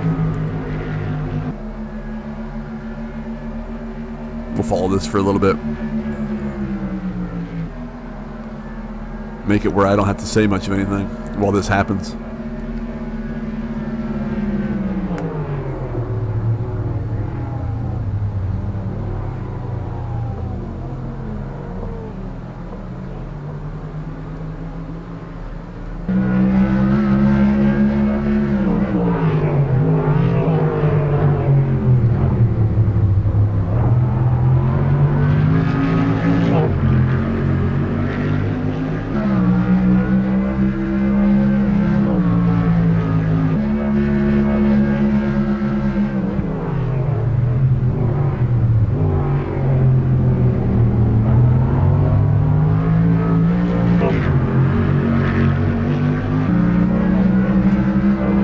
Yes, Diego, it is very nice. DDF has done a few things. Well, I should say he did one other event with the NARR group. At one point last year, we did a 50-minute race. Certainly nothing like this, but a 50-minute race in the BMW 2002s, I believe, like the little small boxy vehicles, and that was fun. I don't think we threw that video up, and he didn't actively stream it. So this is kind of, as he said on his stream on the other side, this is his first kind of official stream within AMS2. We haven't really done any live streams of AMS2. Excuse me. Well, we've done a few, but nothing certainly like this. So it's kind of like the maiden voyage of both sides when it comes to streaming and or racing or whatever. Hey, actually the back end, look at that. Now they're doing the backside. So people may have been doing the fronts only at times then. There's no fuel going in, so I don't know what they're waiting on. There he goes. So Austin got back tires on. Excuse me. This means I'm talking too much. I need to get another White Claw. Austin got back tires on that one. So DDF has finally moved up to P1 overall, and he's got Jeff Hooten right behind. Here's what I'm going to do. I'm going to leave it on cockpit. I'm going to step away for 1 second. I need to get a drink, and I'll be right back.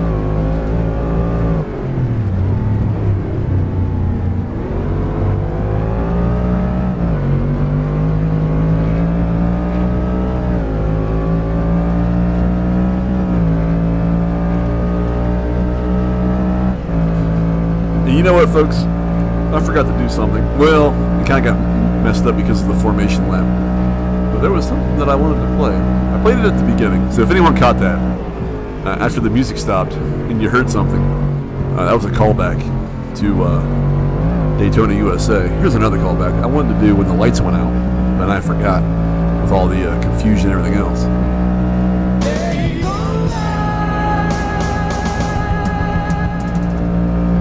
A little Daytona, USA. That was an amazing game back in the day. Still amazing now, and even more amazing sound bites.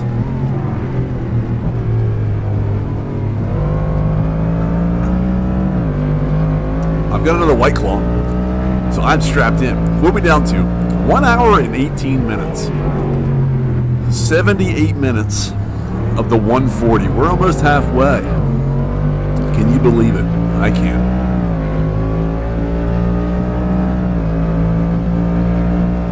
Hey Ken, good evening. Plus Ken Gerbit. Hopefully you're doing well. Everything's going good here. Thanks for stopping by. As I said, we're on board with Jeff Hooten. Good. The Daytona. That was actually heard. I'm glad that was heard. I wasn't sure how well it would come through with the sounds of the vehicles as well, but a little callback to anyone out there who might know what that is. So almost, over 7 minutes until the halfway point. DDF currently out there in P1 that you can see right ahead of Jeff Hooten that we're on board with. Two cars in the rain, in the dark, less than a second within each other, almost to the halfway point. It's fantastic to see. We're going to jump back. Nikita here, P1 in class, has a 25-second lead over Thomas Cowart, who is P2 in class of the GTEs. Nikita here, I don't know much about him or her. I don't know much about them, I guess I will say. I think this is the first time they've raced with us, and they are just putting on a clinic of Daytona, of GTEs, and just everything overall. As I said, a 25-second lead to the P2 GTE. They've been out front the entire time. They've had no issues. They had a clean pit stop. So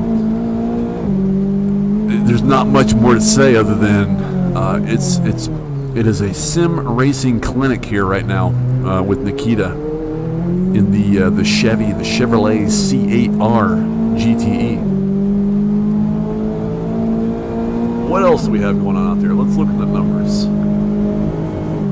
Say DDF has about a 2-second lead now over Jeff Hooten out there in P1 and 2.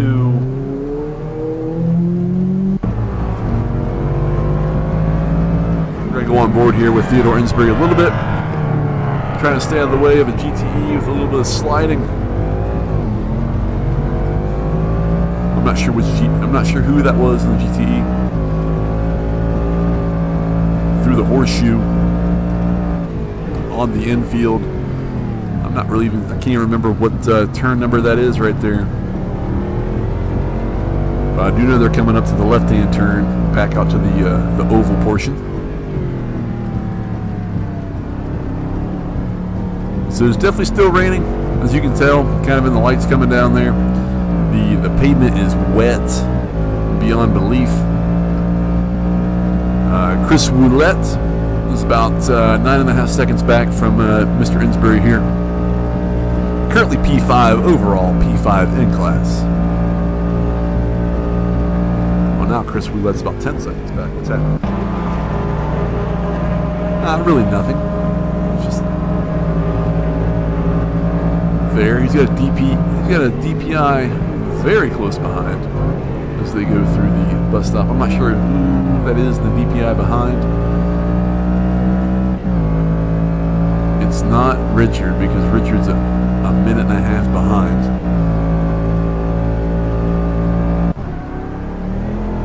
So DDF has just come in for a pit. It's coming out of the pits now. Has dropped from P1 to P4. And is about a minute 45 behind Mike Bowen. And I know Mike has come in. I think Mike's come in for his second pit stop. I know Austin has, or his third. I've lost track. I should have been writing down when people come into pits to kind of keep track of all that, because I can't tell any of that.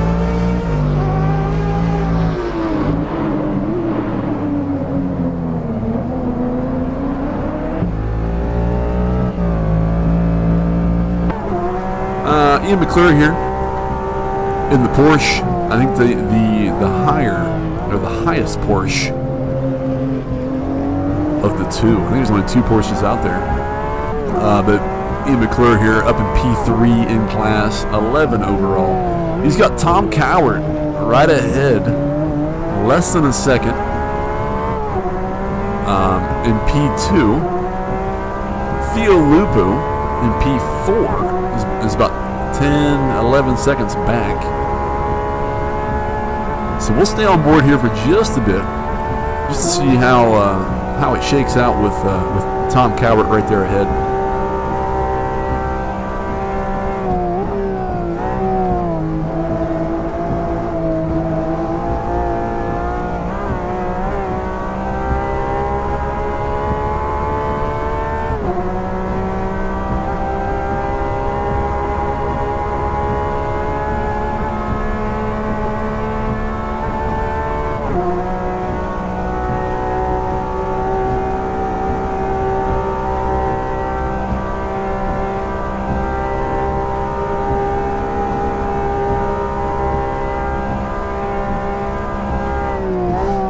Ken, no, unfortunately, for the split 2, there's no streaming like I'm doing here. There might be some folks potentially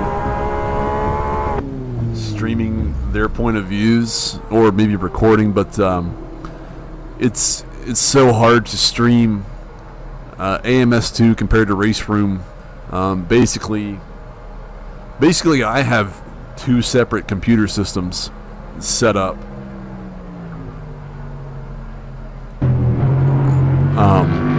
That number 1, I own the game twice, basically. So I have 2 Steam accounts. I've bought AMS twice, right? AMS2 twice. Both systems are in the same server you're looking at now that has all these people in them. And that's allowed me to do this streaming broadcasting type thing. Really, if you know, there are ways to do it without having 2 accounts, but it's a little bit harder, I guess you could say. So there probably is no active stream, at least from a broadcast standpoint, of split number 2. Maybe when folks are done over there might be some recordings going up, maybe on their personal, YouTube or Twitch pages or whatever. So it's unfortunate, because it would have been nice to show both splits, but I personally don't have that capability of doing it. That I would basically need 4 systems with 4 sets of the game, and then there's no auto director like Race Room, so it's me clicking, basically selecting everyone and the cameras and everything that you're seeing. So it's a little bit of a work to try to do it. Theodore Insbury in for his pit. Nikita is in and out for his pit in the GTEs, and he's moved down to P3 in class, so he's on a different cycle than Thomas Cowart or Ian McClure or Keshan Hall. So Keshan Hall has moved up into P3, with Nikita moving down to P4, and looks like Theo Lupu is going to be about less than a minute, about 50 seconds back from Nikita there in P5.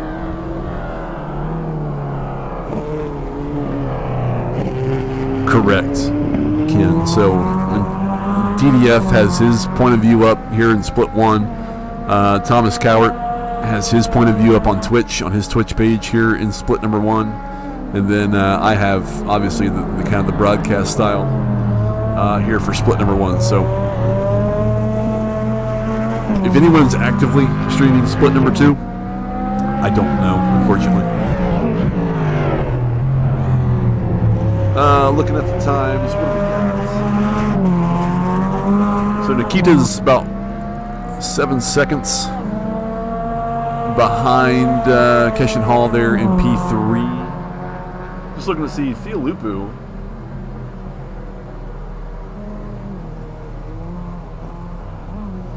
Has come down the pits. I don't know if he had a penalty or what, but I don't know if he stopped. I'm not sure what happened there. Richard Blatcher is in. Here comes Thomas Cowart from P2 into the pits. That probably means Keshan Hall. Where's he at on the map? Yes, he will definitely take over P2 with a dirty front end of that BMW. Who else is in there? Richard's in there. Tom Calvert's in there. Ian McClure has taken over P number 1. Keshan Hall has taken over P2. Nikita is going to take over P3 from Tom Cowart. CB Flavio Barros. I don't know if I don't think he's P16, 8 overall. I think he is P5 overall. Or P5 in class, P13 overall, I think. Luke Filippone. I don't know. It gets a little weird from Flavio, who may or may not be in 13th position. That's where they get a little. Both sides of the operation here don't match up. So I'm unsure where anyone is from Flavio on downward, which is a shame because there's not that many GTEs. So I wish I kind of knew where people were. I do know that Austin here has a almost an 8-second lead over Mike Bowen. It looks like it might still be wet a little bit. Let's go on board.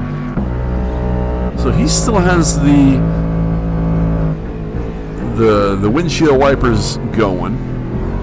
So it might still be raining a little bit. Kind of hard to tell in the nighttime with everything. You can still see though the lights, the stationary lights, the headlights all reflecting off the pavement. So it's still wet out there, very much. May not be as wet as what it was, 15-20 minutes ago. It's still pretty wet.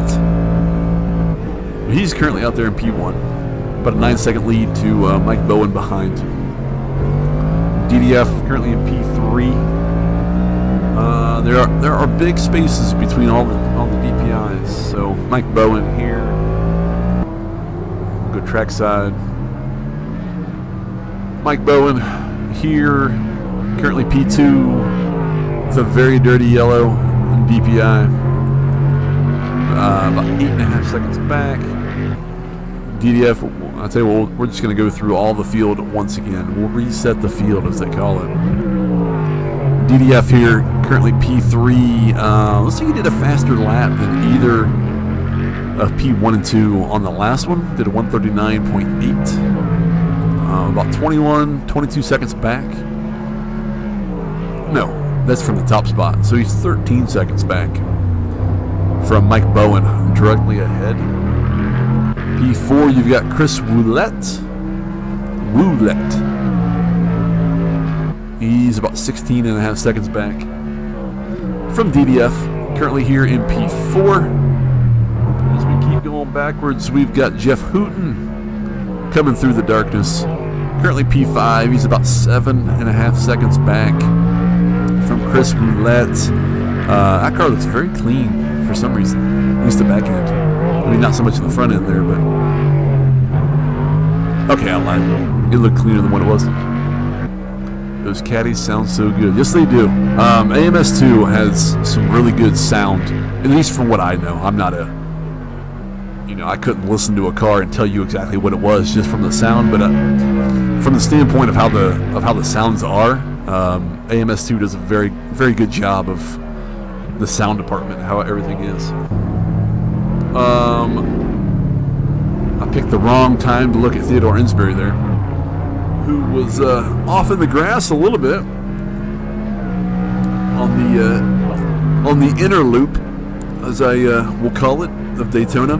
But he's currently in P6, 55, almost 56 seconds behind Jeff Hooten at P5. It has a very big gap to Mark Sheen here. It says just 1 minute 50, so he must be a full lap down from Theodore. He's in P7 with Richard Blatcher rounding out the DPIs. P8, about 6 seconds back from Mark Sheen right ahead. So, as we continue to reset the field, Ian McClure, look at that. Lucky. The prediction of a P1 Porsche right now. If the server died right now, that prediction would be correct. Let's cross fingers the server actually does not die. But Ian McClure out front with his white Porsche. P9 overall, P1 in class. About 19 seconds back. Keshen Hall in the BMW. The Mission. That might be the whole what am I trying to think? Mission Win Now. Mission Minnow, as I like to call it. I don't think it's the same thing, but I can dream either way. He's P2. GTE's P10 overall. About 19 seconds back from Ian McClure in P1. On back from him is Nikita, P3 right now. Has been out in P1 for the majority of this race. Is on a different pit schedule or pit cycle than the two out in front. So he is going to no, I shouldn't say he, because I don't know. Everyone else I do know. They are going to do everything they can to track down Keshen Hall there in P2. As we continue to go, see, now everything's getting all messed up. On one side, CB here is showing in P4, P12 overall. Not to take anything away from Flavio Barros, CB. I don't know how true that is. because as you're seeing right there, he's 17 overall, P8 in class. That's why it messes up the rest of this. On one side, Thomas Cowart here, showing P5 in class, P13 overall. On the screen you're seeing, he's showing P4 in class, P12 overall. As we continue the same cycle of not knowing where these few people are, either way, after Tom Cowart, we've got Luke Filippone. Could be P6, could be P5. I don't know. On back, that's Theo Lupu, who's being hounded by, I think that's Keshin Hall. It is in the BMW. Theo just got a blue flag for that GTE and for that DPi. Ian McClure in and out of the pits. There goes the P1 Porca. Is now down to P3. And finally out there, John Clark is either 7 or 8 in class. Basically, he is the last GTE out there, and I don't know exactly where, but Gabriel here is still showing P9 in class, which is correct for the DPI. So there's your field. 17 people at the moment. We started with 19. For this split, we had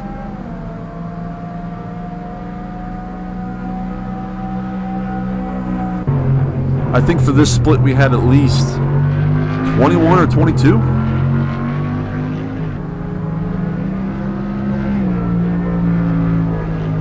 And if you didn't catch the reasoning on the two splits and not just trying to have one big server that was filled to capacity, we had found within the multiple days of testing in the various multiple ways that it seems that once you start having a certain amount of people and over, it would start dropping connections until it got back to the number that it liked.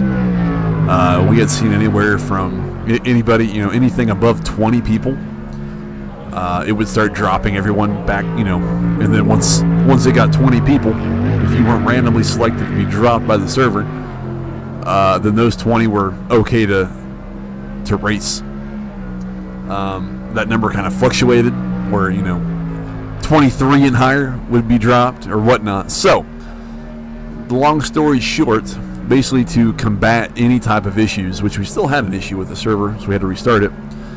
To combat any issues, we kept the numbers kind of as even as possible around that 20 to 23 number, just to not have people be dropped, and not have any issues between sessions of practice, qualifying, and racing, because then that would ruin someone's night and all the effort they put into to competing and finishing this race. So that would be why we took as many precautions as possible to at least have this thing run somewhat decently.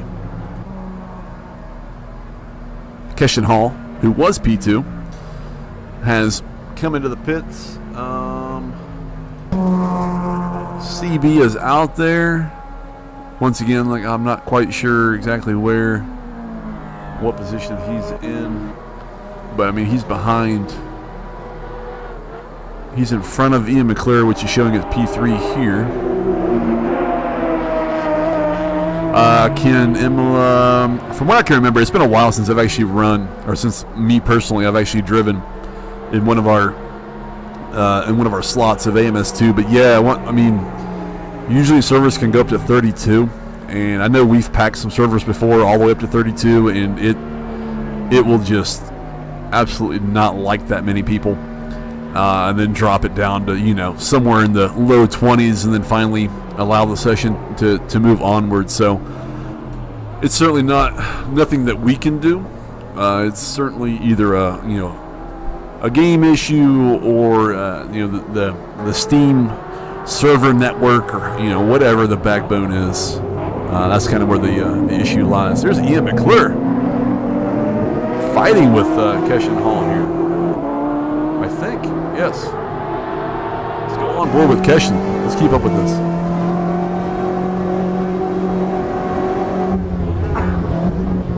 Excuse me. So right now, this is P2 and P3 in class of the GTEs. I don't see any windshield wipers going, so the rain, I can kind of see it there a little bit on the windshield. May not be coming down as much as what it was.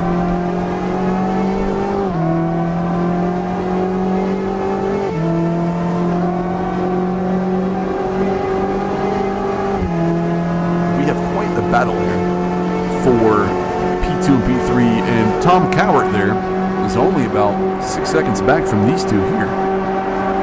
Trackside. Let's see him drag race into the bus stop. Who's going to take it first? Keshin Hall will take it first.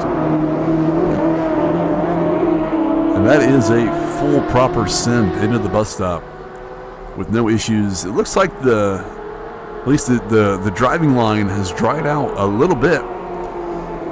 So I don't know if people have come in to pit for slick tires yet, or if it's still optimal to be running the wet tires. That's how little I've actually practiced any type of rain driving within AMS2. But it's definitely drying out, you can tell that. Oh, but I also missed that we are under an hour. DDF is coming into pit. And that might be what I was saying, where they may be switching to slick tires.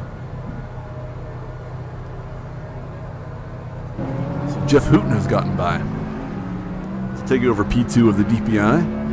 Austin out there still. No, it's Chris Roulette. What happened to Austin?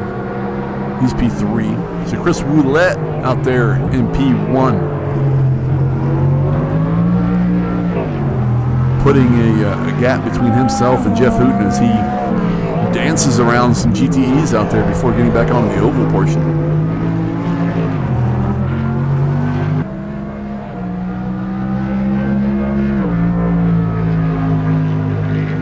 DDF out of the pits, out in P4. I know you can't see P1 on the screen. That's okay. I've quit clicking around on the broadcast side because that seems to just absolutely tank the frames within my streaming software. So what you see is what you get, unfortunately.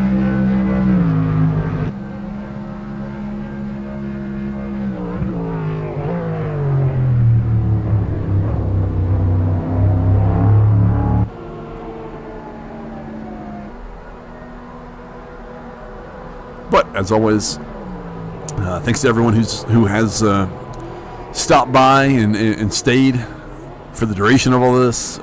Thanks to anyone who's stopped by and, you know, hasn't been able to stay and has moved on. Thanks for all the likes so far. It's all very much appreciated. You know, if you're not new to this channel or to the NARR community, you'll know that I do this for everyone out on track, and for you all that are watching. I don't do this for me whatsoever. So thank you for all the likes. It really shows. That shows to me the appreciation for everyone out there, and for the quality of the racing, for the quality of the stream. Don't worry about me. I'm usually just rambling as I am right now. So if you're putting a like on this, just know that you're putting it on there, not for me whatsoever, but for the folks out there, for the people who actually put all this event together, who thought of it, and who wanted to do it. And you know, we're looking to do many more events similar to this within AMS2, and that was a very close call between those DPIs right there. as we're focused on Ian McLaren P3. You're going to see here how the DPi is just rocket away. But yes, there will be more events coming within AMS2. AMS2 certainly has its issues, but what sim doesn't? Race Room has its issues. ACC has issues. iRacing has issues at times. So, all we can hope for is that the developers, Ryza, continue to just make this thing even better than what it is now, and hopefully we'll see a lot more people in it, and a lot more events and everything else happening for it. So stay tuned. Let's move on from Ian. Where do I have anybody? Move back one. We're on board with Tom Cowart. We'll go trackside as he's coming through the darkness on the inner loop.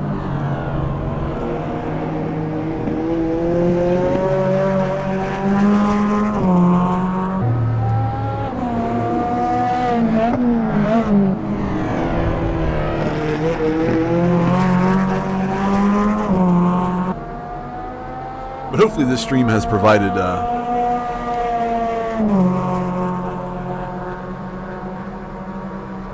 so in DDF pit stop set tire pressure half of what was selected, losing 2 seconds on the straights on lap. Oh, okay.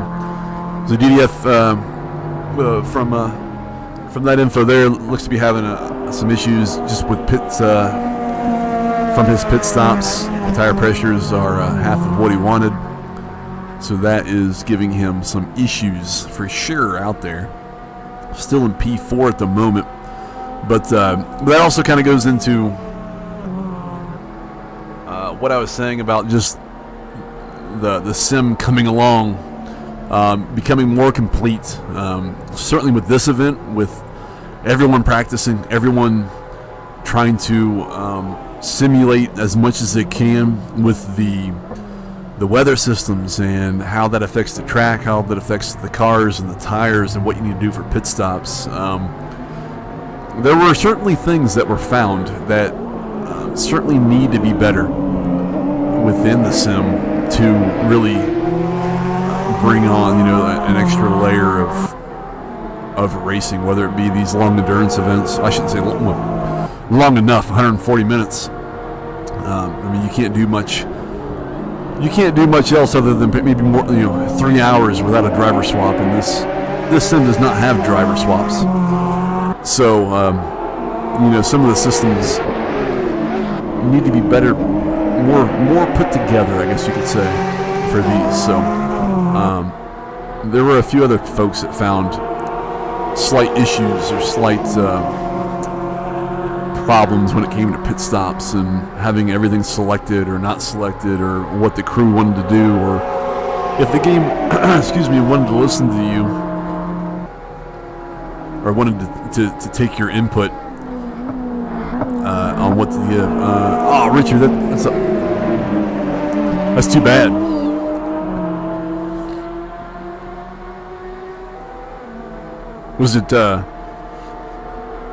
Was it issues with the game itself, or pit stops, or what? Let us know. But it's never good when people have to disconnect because of issues, one way or another.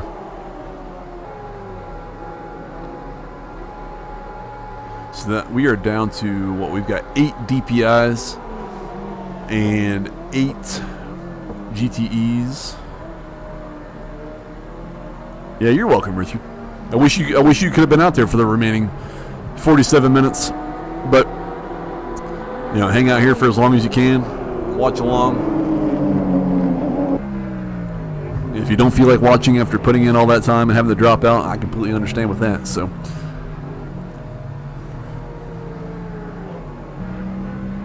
we're looking at Austin here, P3 in class, P3 overall. He's what? Driver ahead's a minute 45. Minute 45 ahead, and I can't tell. There's no way to really tell.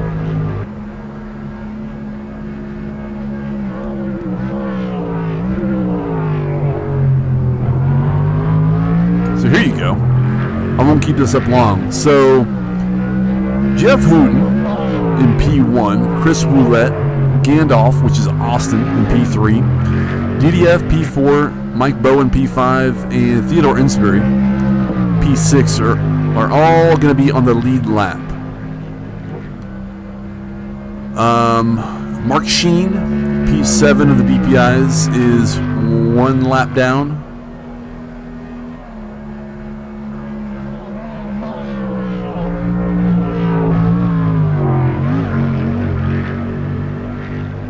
Yeah, so there's the issue with Gabriel. It's only showing him as doing, like, he's only done 1 lap. So somewhere along the way, it's been messed up. So, unfortunately for him, none of this is going to count. CB is actually there. It's showing P6 for him. So I think the broadcast side is wrong for what it's showing you on screen. But I wanted to see. So that's at least 1 through 6 are all going to be on the lead lap. There's some penalties for some folks there. Looks like Keshan Hall has a 5-second penalty. Thomas Cowart with a 5-second penalty. Flavio Barros there with a 4-second penalty, whatever that means.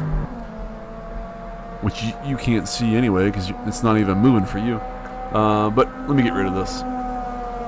But 1 through 6, which is what I wanted to know. They're all on the lead lap at the moment. Let's get rid of that. I won't bring that up again. That was more for me, but it's going to show you because it does everything that I do. Who are we on? What do we got?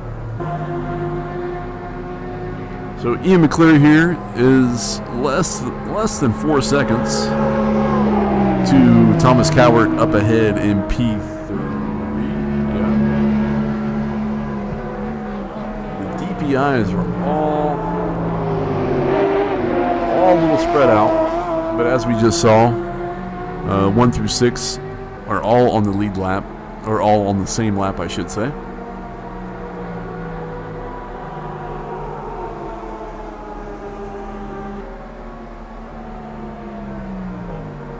I think let's go on board with Jeff Hooten. Jeff Hooten's your current P1, so there you go. You can see from his point of view the sunrise is coming. It's not as dark anymore. Got the helicopter off to the left.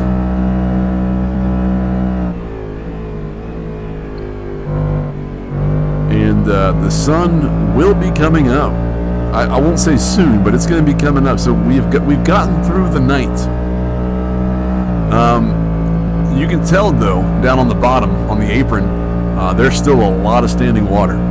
So you do not want to dip. You don't want to dip any wheels into that. And we're actually going to be on board here with Jeff Hooten coming in for a pit stop. So let's move off of him. He had quite a big lead there to Chris Roulette here in the back as he goes through the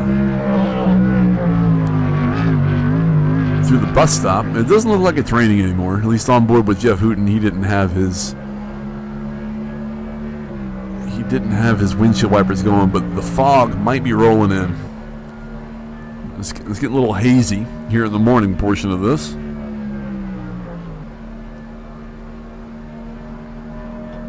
Chris Roulette is going to take over P1. Where's Gandalf? Where's Austin? Austin's coming around. And it's going to be close. Let's go on board. It's going to be close here. As you can see, that little dot, that's Jeff Hooten in the pit lane, in the exit. And Austin's not going to have him. There he is. So Jeff Hooten's come in. Jeff Hooten's lost 1 spot. Austin's right behind now, probably about 2 seconds. Well, yeah, about 2.3 seconds there. So that's close, but no cigar. I can't tell. I think that is fog right there, like kind of coming across the circuit. There's definitely not water being splashed up. So the fog's moving in with the sun coming up, drying everything out, putting a little haze out there.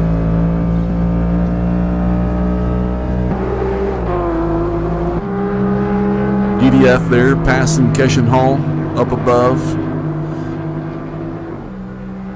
The GTE down below. Oh, it's definitely getting hazy. It's definitely getting foggy now.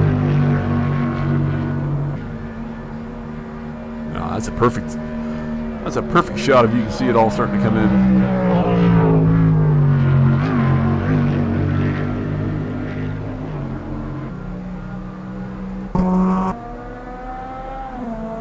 That sun's coming way up. Let's go on board here with Nikita. So literally, what, 2 minutes ago there was really no, it was the beginning of the sunrise. There was no sun coming up. Now on the back side of the circuit near the bus stop, you know, you've got that sun coming up even more, putting them sun rays right in your face.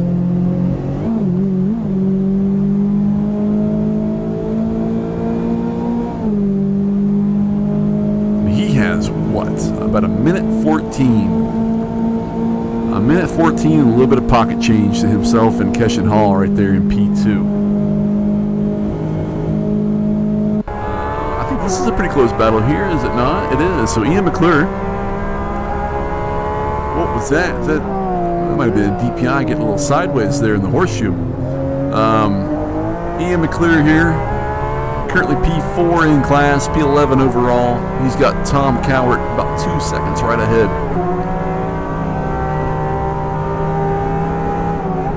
Coming through the fog and the mist.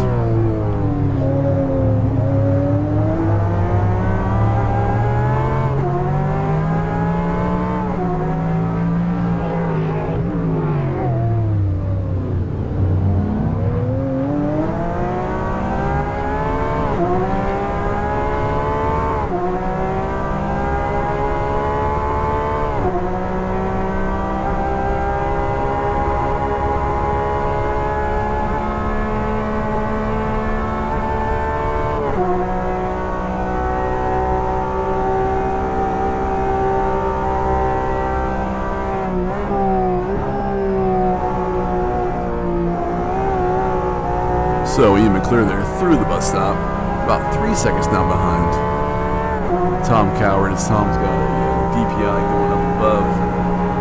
Who's close? Who do we got?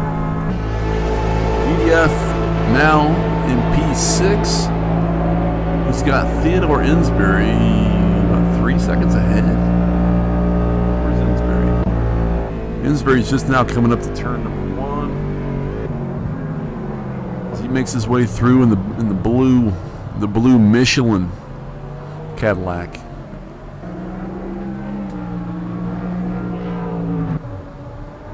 Oh no, DDF a little bit of issues there in turn 1, unfortunately. Might be having issues maybe with the tire pressures again, perhaps. Maybe cold tires, but he's definitely slipping and sliding all over the place. He's got a heck of a gap between himself and Mark Sheen, as Mark Sheen is not on the lead lap with all the rest of them, so might be close on track, but not close on the timing board. I think Austin is very close to Jeff Hooten. He's got the windshield wipers back on, so it might be raining, maybe a little bit. Or he's cleaning off the mist. Oh, excuse me. Don't know if anyone heard me sneeze there, but my goodness. But he's got the windshield wipers on. I don't really know exactly what for. Maybe he just hit the button and forgot to turn it off, or what? I'm not sure. Maybe he just likes it on all the time. There's nothing wrong with that. But he's trying to track down Jeff Hooten right there ahead. About 1.3 seconds. Theodore Insbury has come into the pits.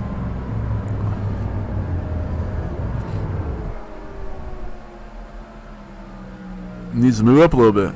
Move up! Move up! I don't think he's ready. I don't think it's doing anything yet.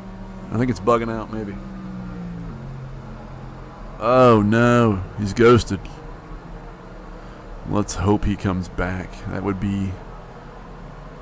not be good. We'll keep an eye on that.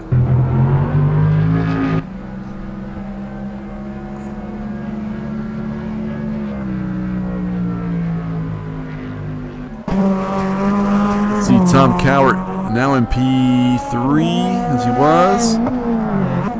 He's got Keshin Hall about 9 seconds up the road, 10 seconds up the road. Keshin's on the oval portion coming down the backstretch. He's gonna hit the bus stop here soon, I think. Unfortunately for Mr. Insbury, he has ghosted out.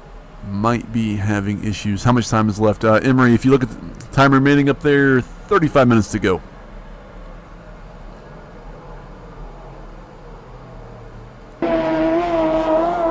So we're coming down.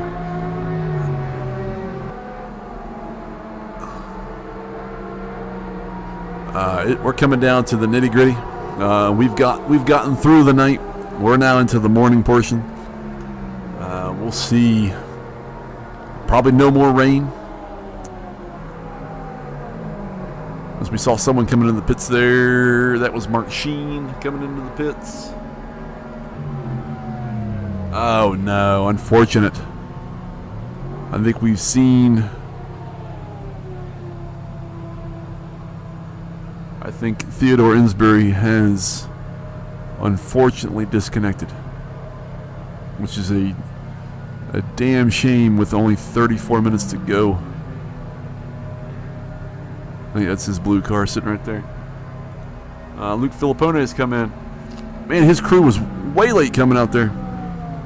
P1 overall, Emery, is Chris Woolette here. Chris Woolette, number 1 overall, but then also number 1 in class for the DPIs, and then number 1 within the GTE class, number 7 overall, is Nikita. So it's not scrolled off here. It's some weird bug in the graphics in game that it comes back and then it goes away.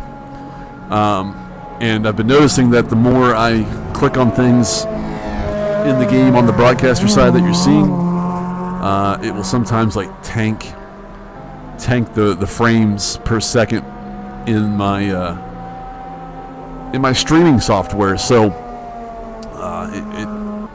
I've kind of just lived with it for the moment. But Chris Woolette is up there in P1, right there, and then P1 GTE is there. I'll tell you what, not because you're asking, but probably because it's a good time to do so. Let's reset the field, as I've said. Let's go through them again. So, number 1, P1 in class, P1 overall. We've got Chris Woolette. Oh my, very much avoided. I think John Clark there. That could have been disastrous.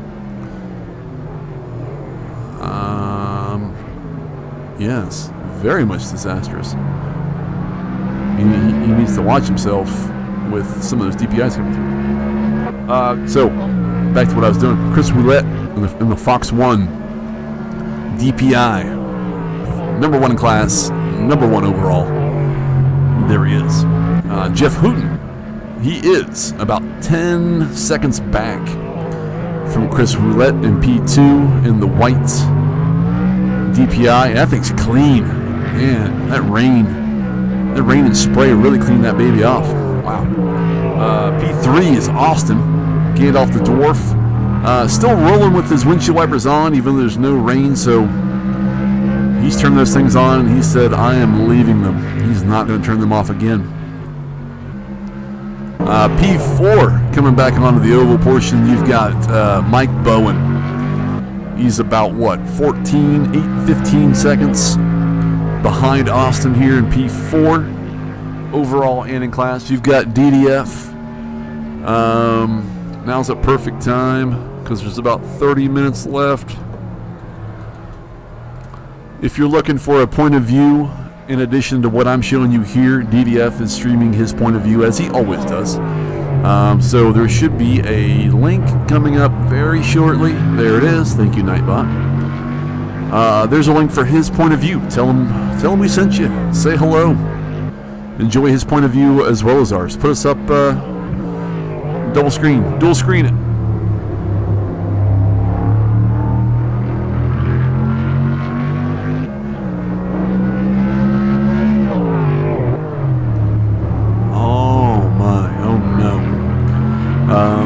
I'll share some information once we go through this. After DDF, we've got Mark Sheen, who is currently P6 within the DPi class. Yes, P6. He is also, if we look at the timings real fast, he is about 2 laps off the pace from P1 through P5. 1 through 5 are all on the same lead lap. Then we move into the GTE class. We've got Nikita, who has been out there for about 98% of the race in P1. A pretty flawless race up to this point. They have, about a minute 28 gap between themselves and Keshan Hall in P2 in the BMW. The Mission Minnow, as I call it. Perfect timing, Tom Cowart, who's currently in P3, coming down the pit lane. I think going to take a pit. He will probably stay P3, but P4, he won't. No, never mind. Ian McClure was very close. So Ian McClure here in the white Porca has taken over P3. Tom Cowart's moved to P4. Theo Lupu, currently in P5, and he is...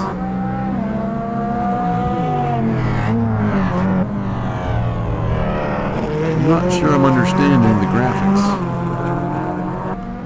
He's behind Thomas Cowart, but he has to be more than 45 seconds behind.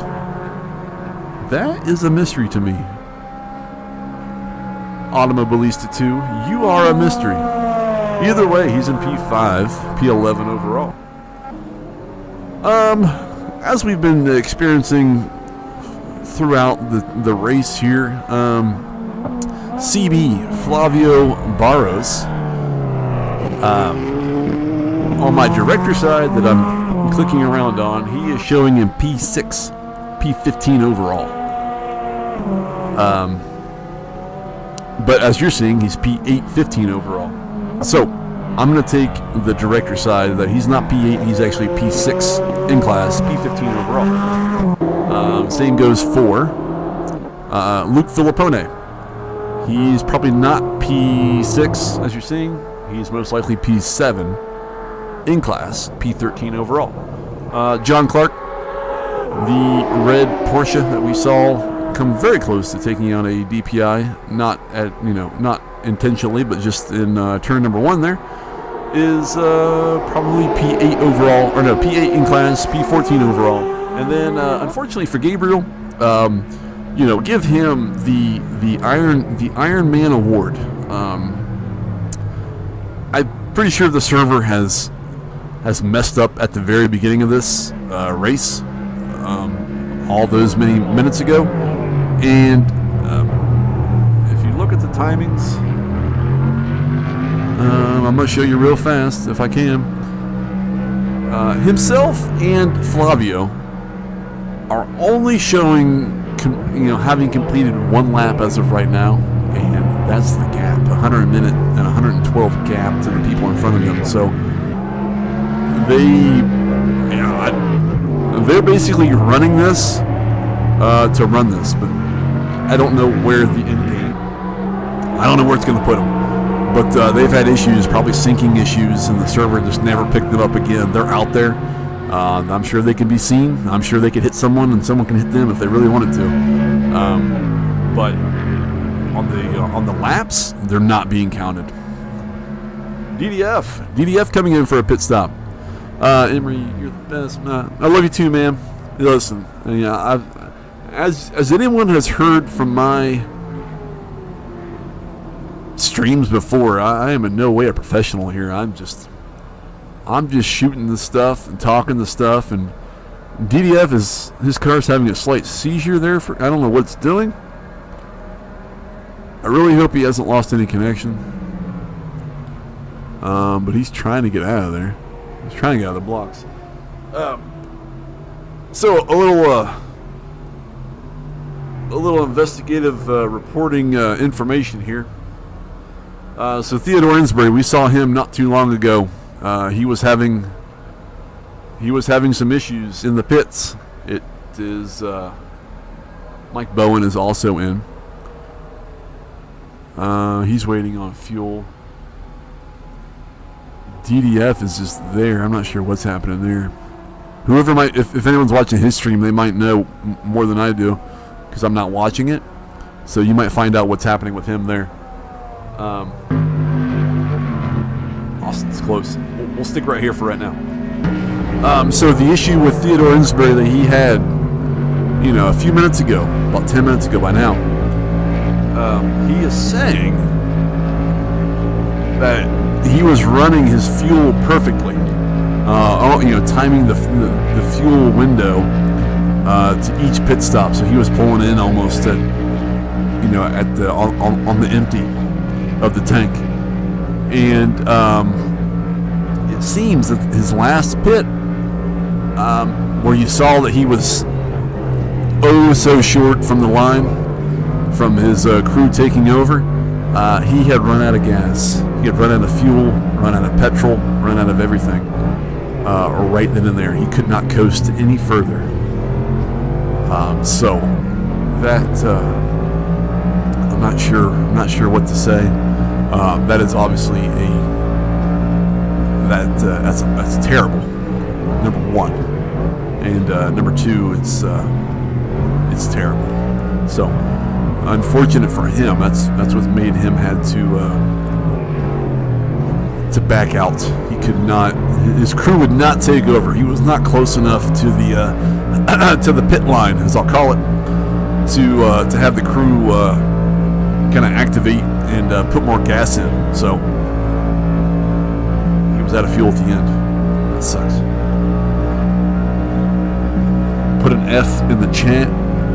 Pour one out for Insbury if you've got one, because that is no way to end, an hour and 10 minutes. And there you go. So Emery, thank you for that. So it looks like Scott Galbraith, winner in the DPI of split number 2, and Paul Cooper, winner for the GTE class in split number 2. That's amazing. That's good stuff. It really is. So DDF has full service. Is he still there? Let's look. Oh, he's out. Okay, well, he made it out. He's in 5th. So let's look at the timings. So that has, that has allowed at least DDF to remain in it. But he's now about 2 laps. 1 or 2 laps off the leaders. So he's actually right there with Bart Sheen, but ahead by 38 seconds. So he probably cannot gain any places, but he could lose one to Mark Sheen, if not careful. Ken, thank you for that information. Emery, also thank you for the information from the split 2 winners. That's good stuff. I wish it was more like Race Room, where it was easier to get in and to stream stuff, because I would have streamed one and tried to record one to put up, but it's so hard. And DDF's coming in for another pit, so he may not have liked or had exactly what he wanted going on there. So we'll see. Mark Sheen, where's he at? He just got through the bus stop, so He might take a spot away from DDF here. We'll find out. So these two, let's go on board here. Let's go on board, that way I don't have to try to click around as much as what I don't have to think about it.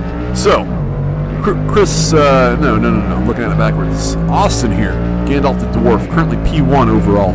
Jeff Hooten, P2, and you can see these two are right there with 21 minutes to go. There might be one more round of pit stops that need to happen, perhaps. If not, then it all comes down to skill of who's going to take the win of this DPI. Chris Roulette is about 35 seconds back in P3. So now it's exciting.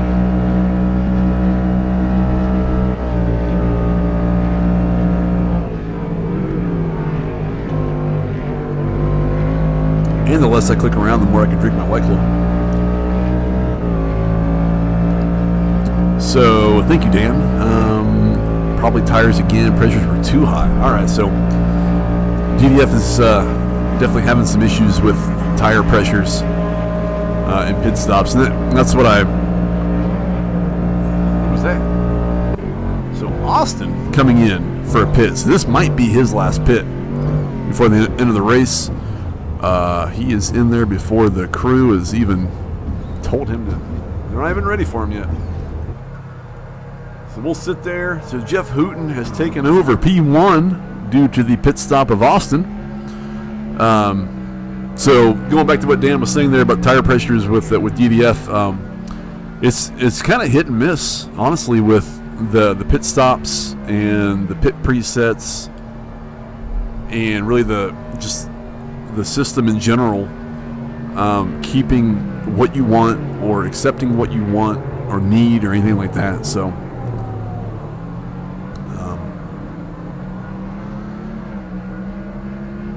it's not fun when the game can't do what you want it to do, not at your own fault, but just for the fault of the game system itself. DDF still in the pit. Now he's coming out of the pit. So he's lost that spot to Mark Sheen, who's now found his way out to the oval. So DDF at least has something to shoot for in these last 18 minutes. Because that's the only spot he can get back. The pit stop before put him at least 2 laps off the lead. So Jeff Hooten has a very big gap to Chris Roulette. Only to I always jinx people somehow, some way. So Nikita, holy cow, has a slight bobble there in turn 1. Obviously does not lose doesn't lose P1 because he's so far ahead. But a slight issue there, getting through turn 1.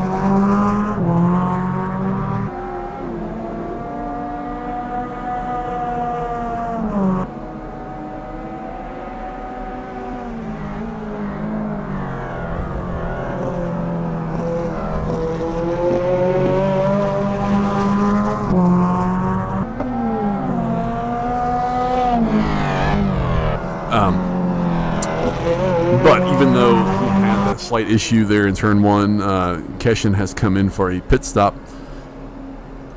And Ian McClure is coming down the front stretch. You can see there at the end of the pit lane, going through the pit exit, is Keshin. I don't know if Ian will have... Let's go on board. He's not going to overtake Keshin because Keshin's already out. But he's gotten closer. And unfortunately for DDF is back in there. Probably tire pressures again or something. Like he probably knows at this point he is stuck into P6. So he's probably now maybe just trying to figure out, or get the system. My goodness, that car is being thrown all over the place for some reason. Oh no!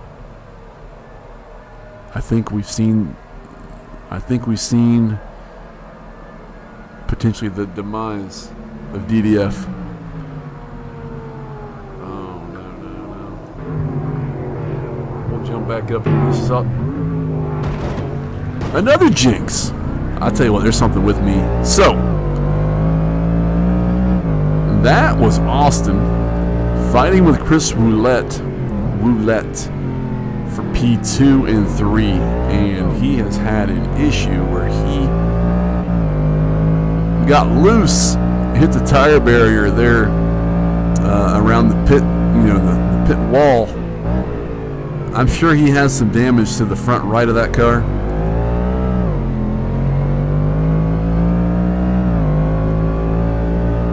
So DDF actually so that's unfortunate too, and that doesn't bode well. That doesn't bode well for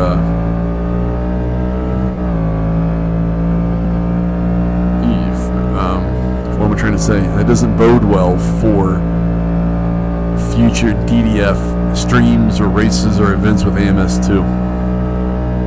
That's just what I was saying. There's things that work well in this game, and there's some things that just don't.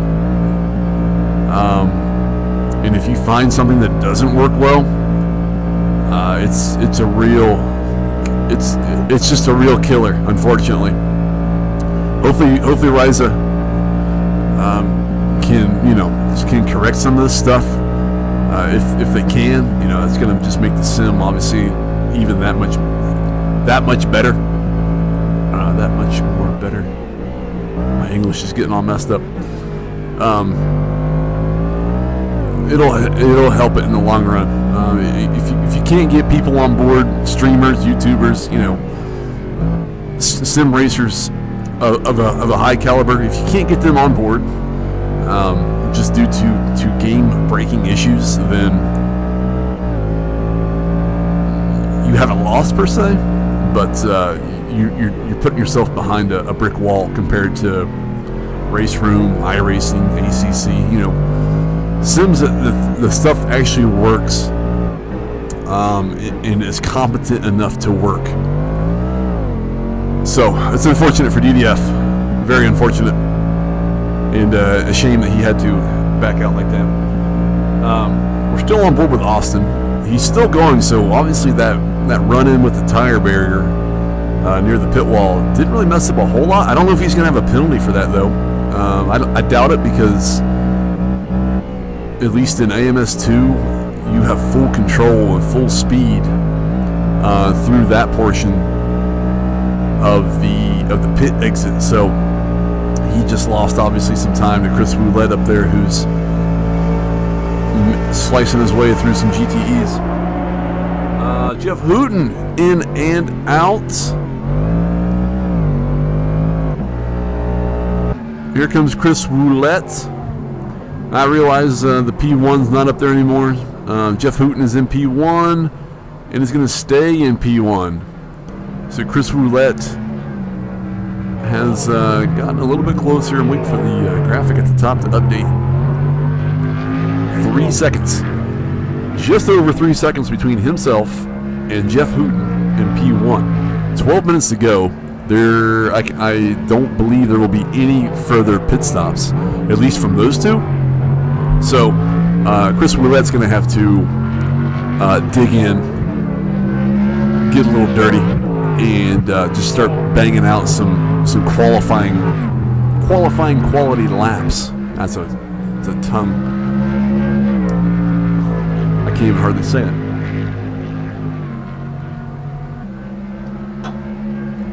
Either way, as I've said a few times, thanks to everyone who's here now, who's been here before in this stream, who's hung out the entire time. Anyone, if you've even stopped by for 20 seconds, it's all appreciated. All the playbacks, all the likes, all the viewers in at one time, all the chat going on. It's appreciated. It's appreciated not just from me, but from everyone in the community.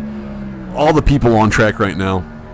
You know, I say it often because, and I'm sure it becomes repetitive and people hate hearing it. I don't do this for me personally. I don't do this for any type of gain on a personal level or even a professional level. Like, I'm not a professional broadcaster. I'm not a professional streamer. I'm none of that stuff.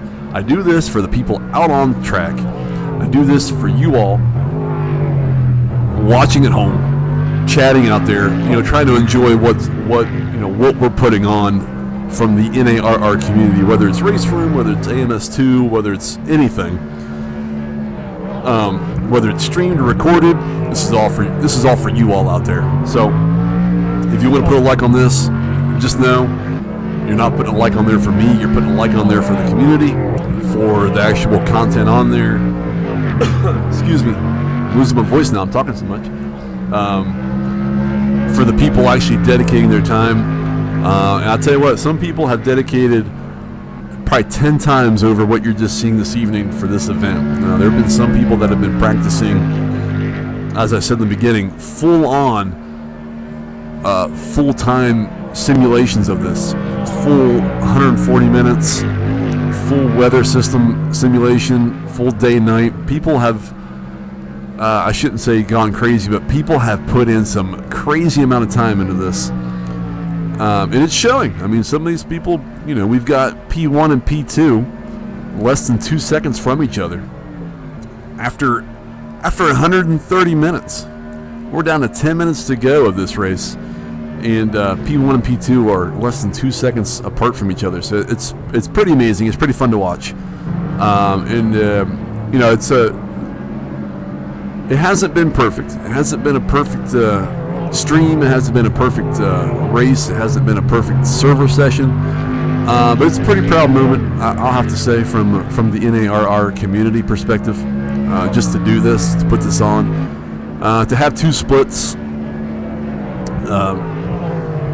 just two splits from the standpoint of trying to cut down on any further issues that were possible that we've seen in the past when it comes to server stuff.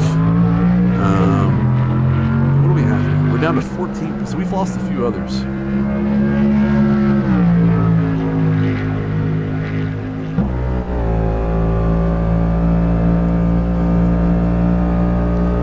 The roar before the 24, exactly. So,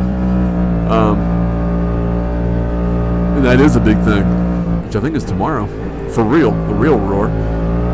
But yeah, we have this. You know, iRacing's doing its thing with its 24-hour race going on at the moment. So, you know, it's going to take almost a little time to get everything out. Yeah, it certainly will. I mean, you wouldn't hope to have said that, because I think this sim's been out for. I mean, we're heavy into it at the moment, so you know. But it's not a new sim. It's been out for a while, but they have been working out. You know, I'm not gonna completely, you know,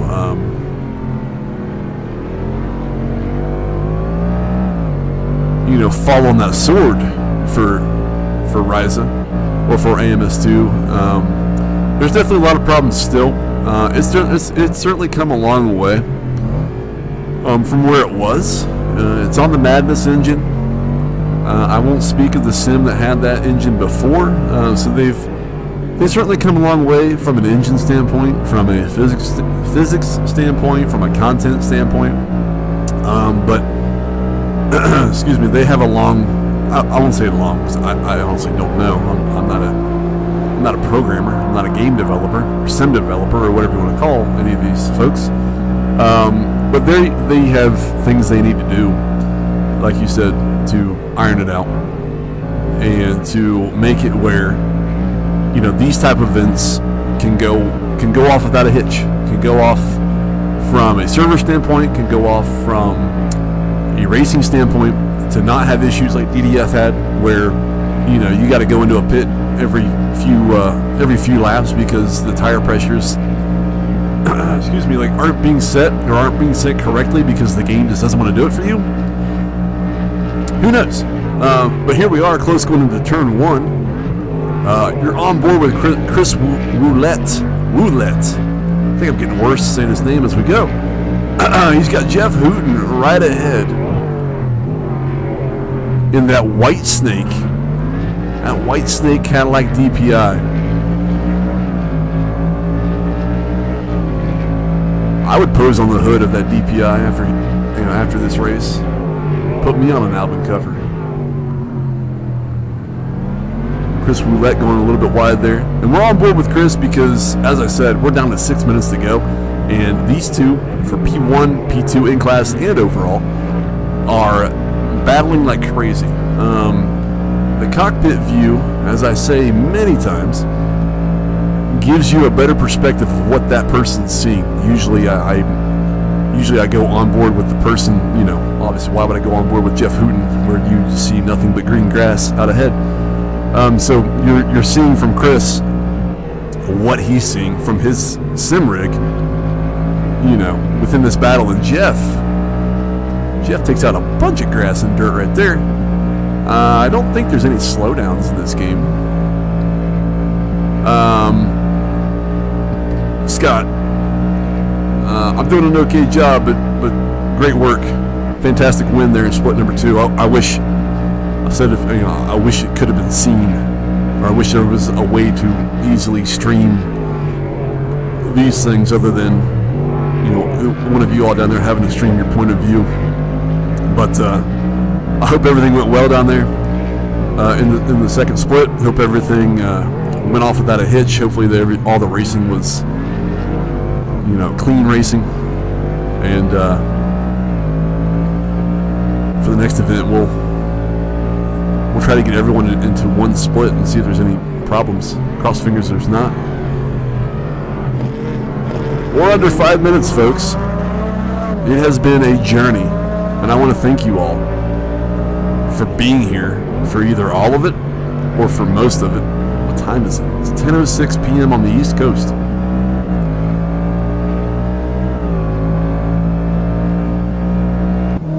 I didn't even realize, because I've been so focused on the DPi class, that Keshan Hall here has moved his way up into P1 in the BMW. Right? Let's go trackside. Yes, that Mission Minnow, the Mission Minnow red BMW, the number 15. That's my number. That means he's number 1 in my heart. He has a 10-second lead over Ian McClure. The prediction of a P1 Porca is almost coming true. But currently in P2 with he's about 11 seconds back. Excuse me. You're welcome, Bernie. Hey, as I said, this is all for you all out there watching. This is all for these folks on track. So it's certainly my pleasure to try to showcase as best as I can all this stuff. I mean, I know I probably haven't done the best of jobs trying to keep everything in check or on screen or whatnot. I'm sure I've missed some things, but it's always fun to do. Usually by the end of all these, I'm kind of just blabbering about random things. But Nikita's run a flawless race so far. And we find him in P3. I'm not sure. I know he had an issue at turn 1. So he may have had to come in maybe for a pit stop. Maybe his tires got a little messed up from that little drift he tried to do through turn 1. Tom Cowart, P4. He is 35 seconds behind Nikita. Theolupu. That's a clean-looking Corvette right there. I don't see any issues with that, baby. Currently P5.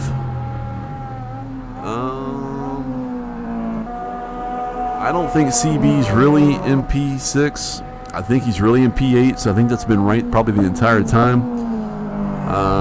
The game has just not recognized what he is. But, oh no! See, this is where I missed something. So Chris Roulette was close. Now he's backed himself up to Austin. Let's go on board with Austin here. What, 155? I would have to assume probably 2 laps to go. We'll keep an eye Jeff Hooten's about 8 seconds ahead of all this here. These two are going to be dealing with that DPI. I think that's Tom Cowart in the GTE. We'll stay on board. I mean, you all know me by now. Trackside wouldn't show hardly anything, at least in AMS2. So we're going to go on board with this. As he looks to the inside, the GTE very nicely gets out of the way. At some point, Austin has turned off his windshield wiper. There's probably no rubber left on that windshield wiper. I think it was probably just scratching it. Probably just hear it. I'm sure. Surprised there's not streaks all over that windshield with a windshield wiper that had no rubber. I think it was going forever. But here we come up to the bus stop. Got some White Claw. I wish. I got a winner circle here right behind me, that full of White Claw. Yeah, we could do like the F1 victory where they pop their bottles. That'd be opening up White Claw and just shaking it everywhere. Ramon, thank you. Insbury, I saw your message. That's a bummer. That sucks. I can't believe you were stuck right there with no fuel and it just wouldn't move towards you. Or, you know, it would have just moved you up a little bit. Like, that's awful.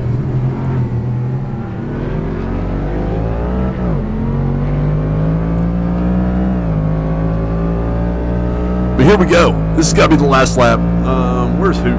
We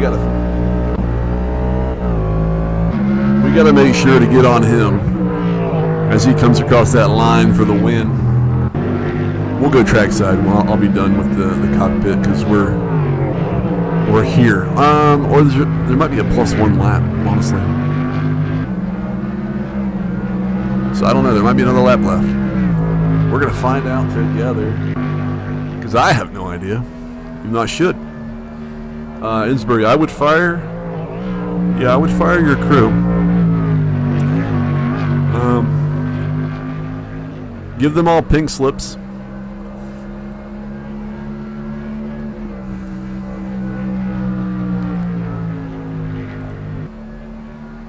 So here comes Mr. Hooten.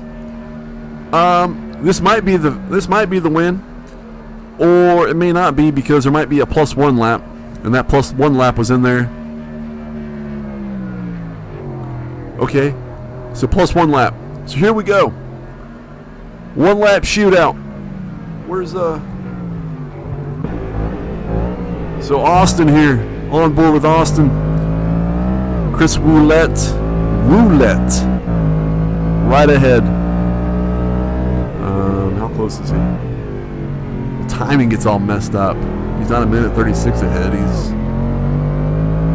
2 seconds. He's right there. 1.6.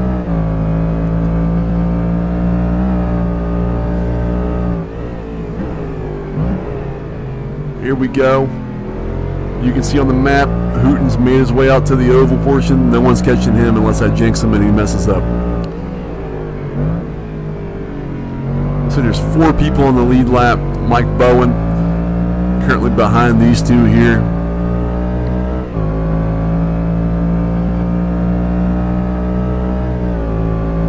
Yeah, everyone else has been off.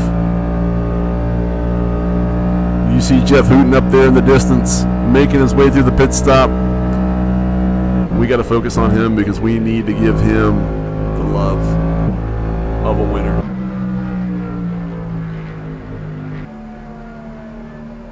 He's still got the lights on. He hasn't turned the lights off. Flash him. Flash him, Mr. Hooten. Race complete, just like that. Chris Roulette is going to come through. P2. Congratulations to him. And Austin. Gandalf the Dwarf. P3 for him. Mike Bowen's going to come through. P4. I don't know where's Keshin? Keshin's just now getting out. He's your P1 in class. He has 20 seconds. Bringing it home for GRG. Keshin Hall. Mike Bowen. Where's he at? He's coming through. He's going to be your P4 overall, P4 in class. Coming through in the yellow DPI. There it is. Mark Sheen. I think Mark's already done. He's going to come in P5 overall and in class. Here comes Keshen Hall. That BMW's still dirty.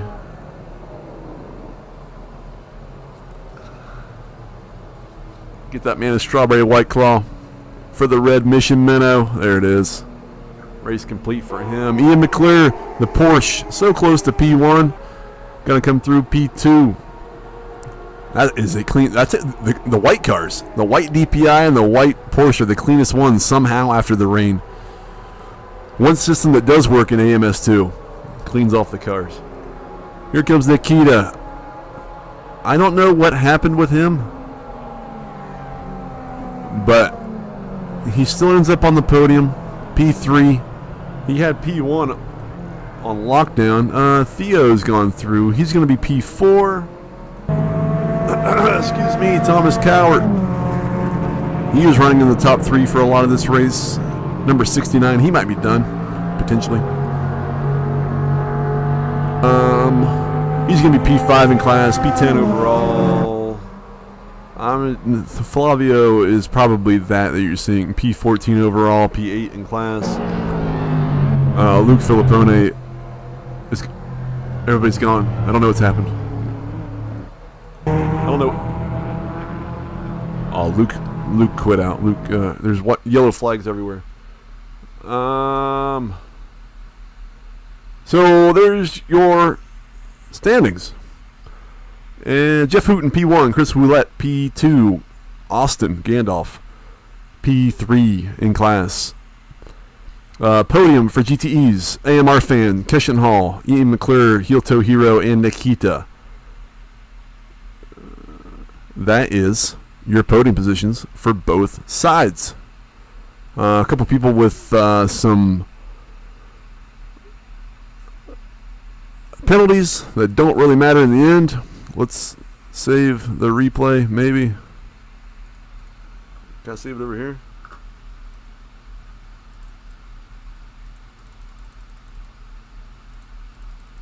I don't know what it's done. I don't have a clue what it's doing anymore. Let's get rid of that spam real fast. Oh, okay. So it's got the replay. There we go. It's got the replay. Let's move to this.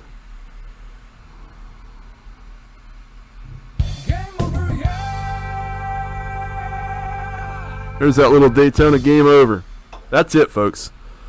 I hope everyone enjoyed that. That was fun to watch. That was an endurance race by all accounts, for the sim itself, for the people out there. As I said, there are some things that need to be worked on within the sim. Hopefully those can be addressed. I don't know. I mean, we'll find out. But overall, a few issues for some people. But yeah, I don't know what to say. I know I talked a lot through all that. That was a lot to get through. We saw everything. We saw the day-night cycle. We saw the weather. We saw issues with pits, pit stops. I shouldn't say pits. Which is probably the biggest problem that a lot of folks had in this race, at least from what you saw here. Insbury had his issue where he wasn't far enough ahead but had no fuel, and it wouldn't just do it where he was. DDF was having issues with tire pressures, and we saw him come in multiple times, even sat there with a long session to either repair or just sit there and try to figure things out. So as I said, if they don't fix the problems like that, then they're going to lose. They're going to lose the streaming community, I guess you could say. We all watch. Well, I shouldn't say we all, but the sim racing streaming, whether it's on YouTube or Twitch, it's a big deal. It's a big community, and if you can't get your sim where it needs to be for like a person like DDF, doing a big stream for all of his community and all of his fan base that he has, and he quits out because the pit stops don't work, like that's a big blow, in my opinion. I'm speaking from my opinion, not the opinion of the NARR community or anyone else in it. So this is strictly my opinion. There's a lot of things that need to be done to get a lot of people on board to make it, the next ACC or next whatever the next. I don't know if anything can beat iRacing, but just the next big thing for people to get into, for people to enjoy from a racing point, physics, streaming, endurance stuff, anything. It needs some work, but I've talked enough. I've talked a lot. But congratulations to everyone who made it to the end. Congratulations to the podium winners on both sides. Congratulations to the people that were in the split too. How we split people up to try to avoid any server problems. More than what we saw in this split. Scott Galbraith in the DPI, and I think it was Paul Cooper, I think, from wherever it was in the chat. In the GTEs. So, yeah, Paul Cooper. So congratulations to those two down there. Congratulations to the winner on this one. It was a success from the standpoint of we finished all of it. Not too many problems from a stream standpoint. From everyone that was here the entire time, thank you to all of you. All the playbacks, all the likes, any other comments that come in or whatnot. This is all for those folks out there who ran this, for the people who couldn't finish due to problems, and to the people who did, and for you all that were watching. This is not for me.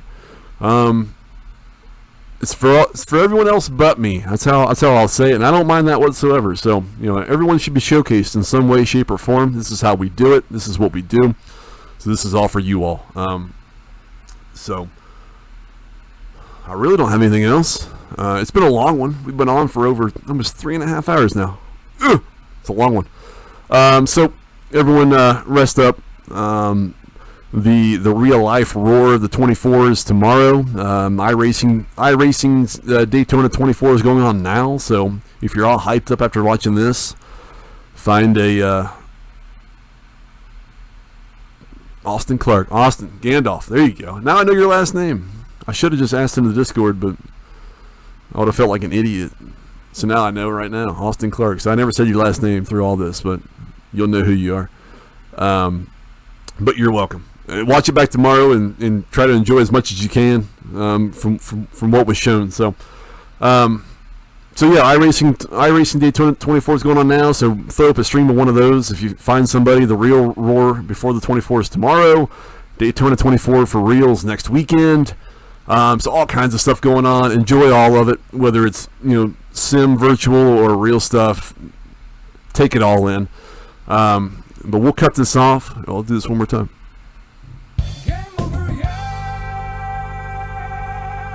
And that's how we'll do it. So it's all appreciated. I love you all. Hopefully everyone had a great time in here. Watch it back whenever. Go to bed now. Stay up. Do whatever. But either way, stay safe. Stay healthy. And we'll see you on the next one, whether it be Race Room or in here or whatever. We'll catch you everywhere. Let's throw in the Discord one last time in the chat. It should show up. Find your way there if you're not already in it. You can have access to potential future events like this. You can have access to the normal nights of AMS2, the normal nights of Race Room if you do it. You can find people to race with in the America's time zones, U.S. time zones, whatever you want to call it. Find us out. Jump in there. Have some fun. If you're not having fun, why are you doing it? Jump in, have some fun with us. Get racing. Work on any skills. Keep your skills where they are. Either way, get out there and sim race. So I'll leave you with that, and we'll catch you next time. So thanks again. Bye.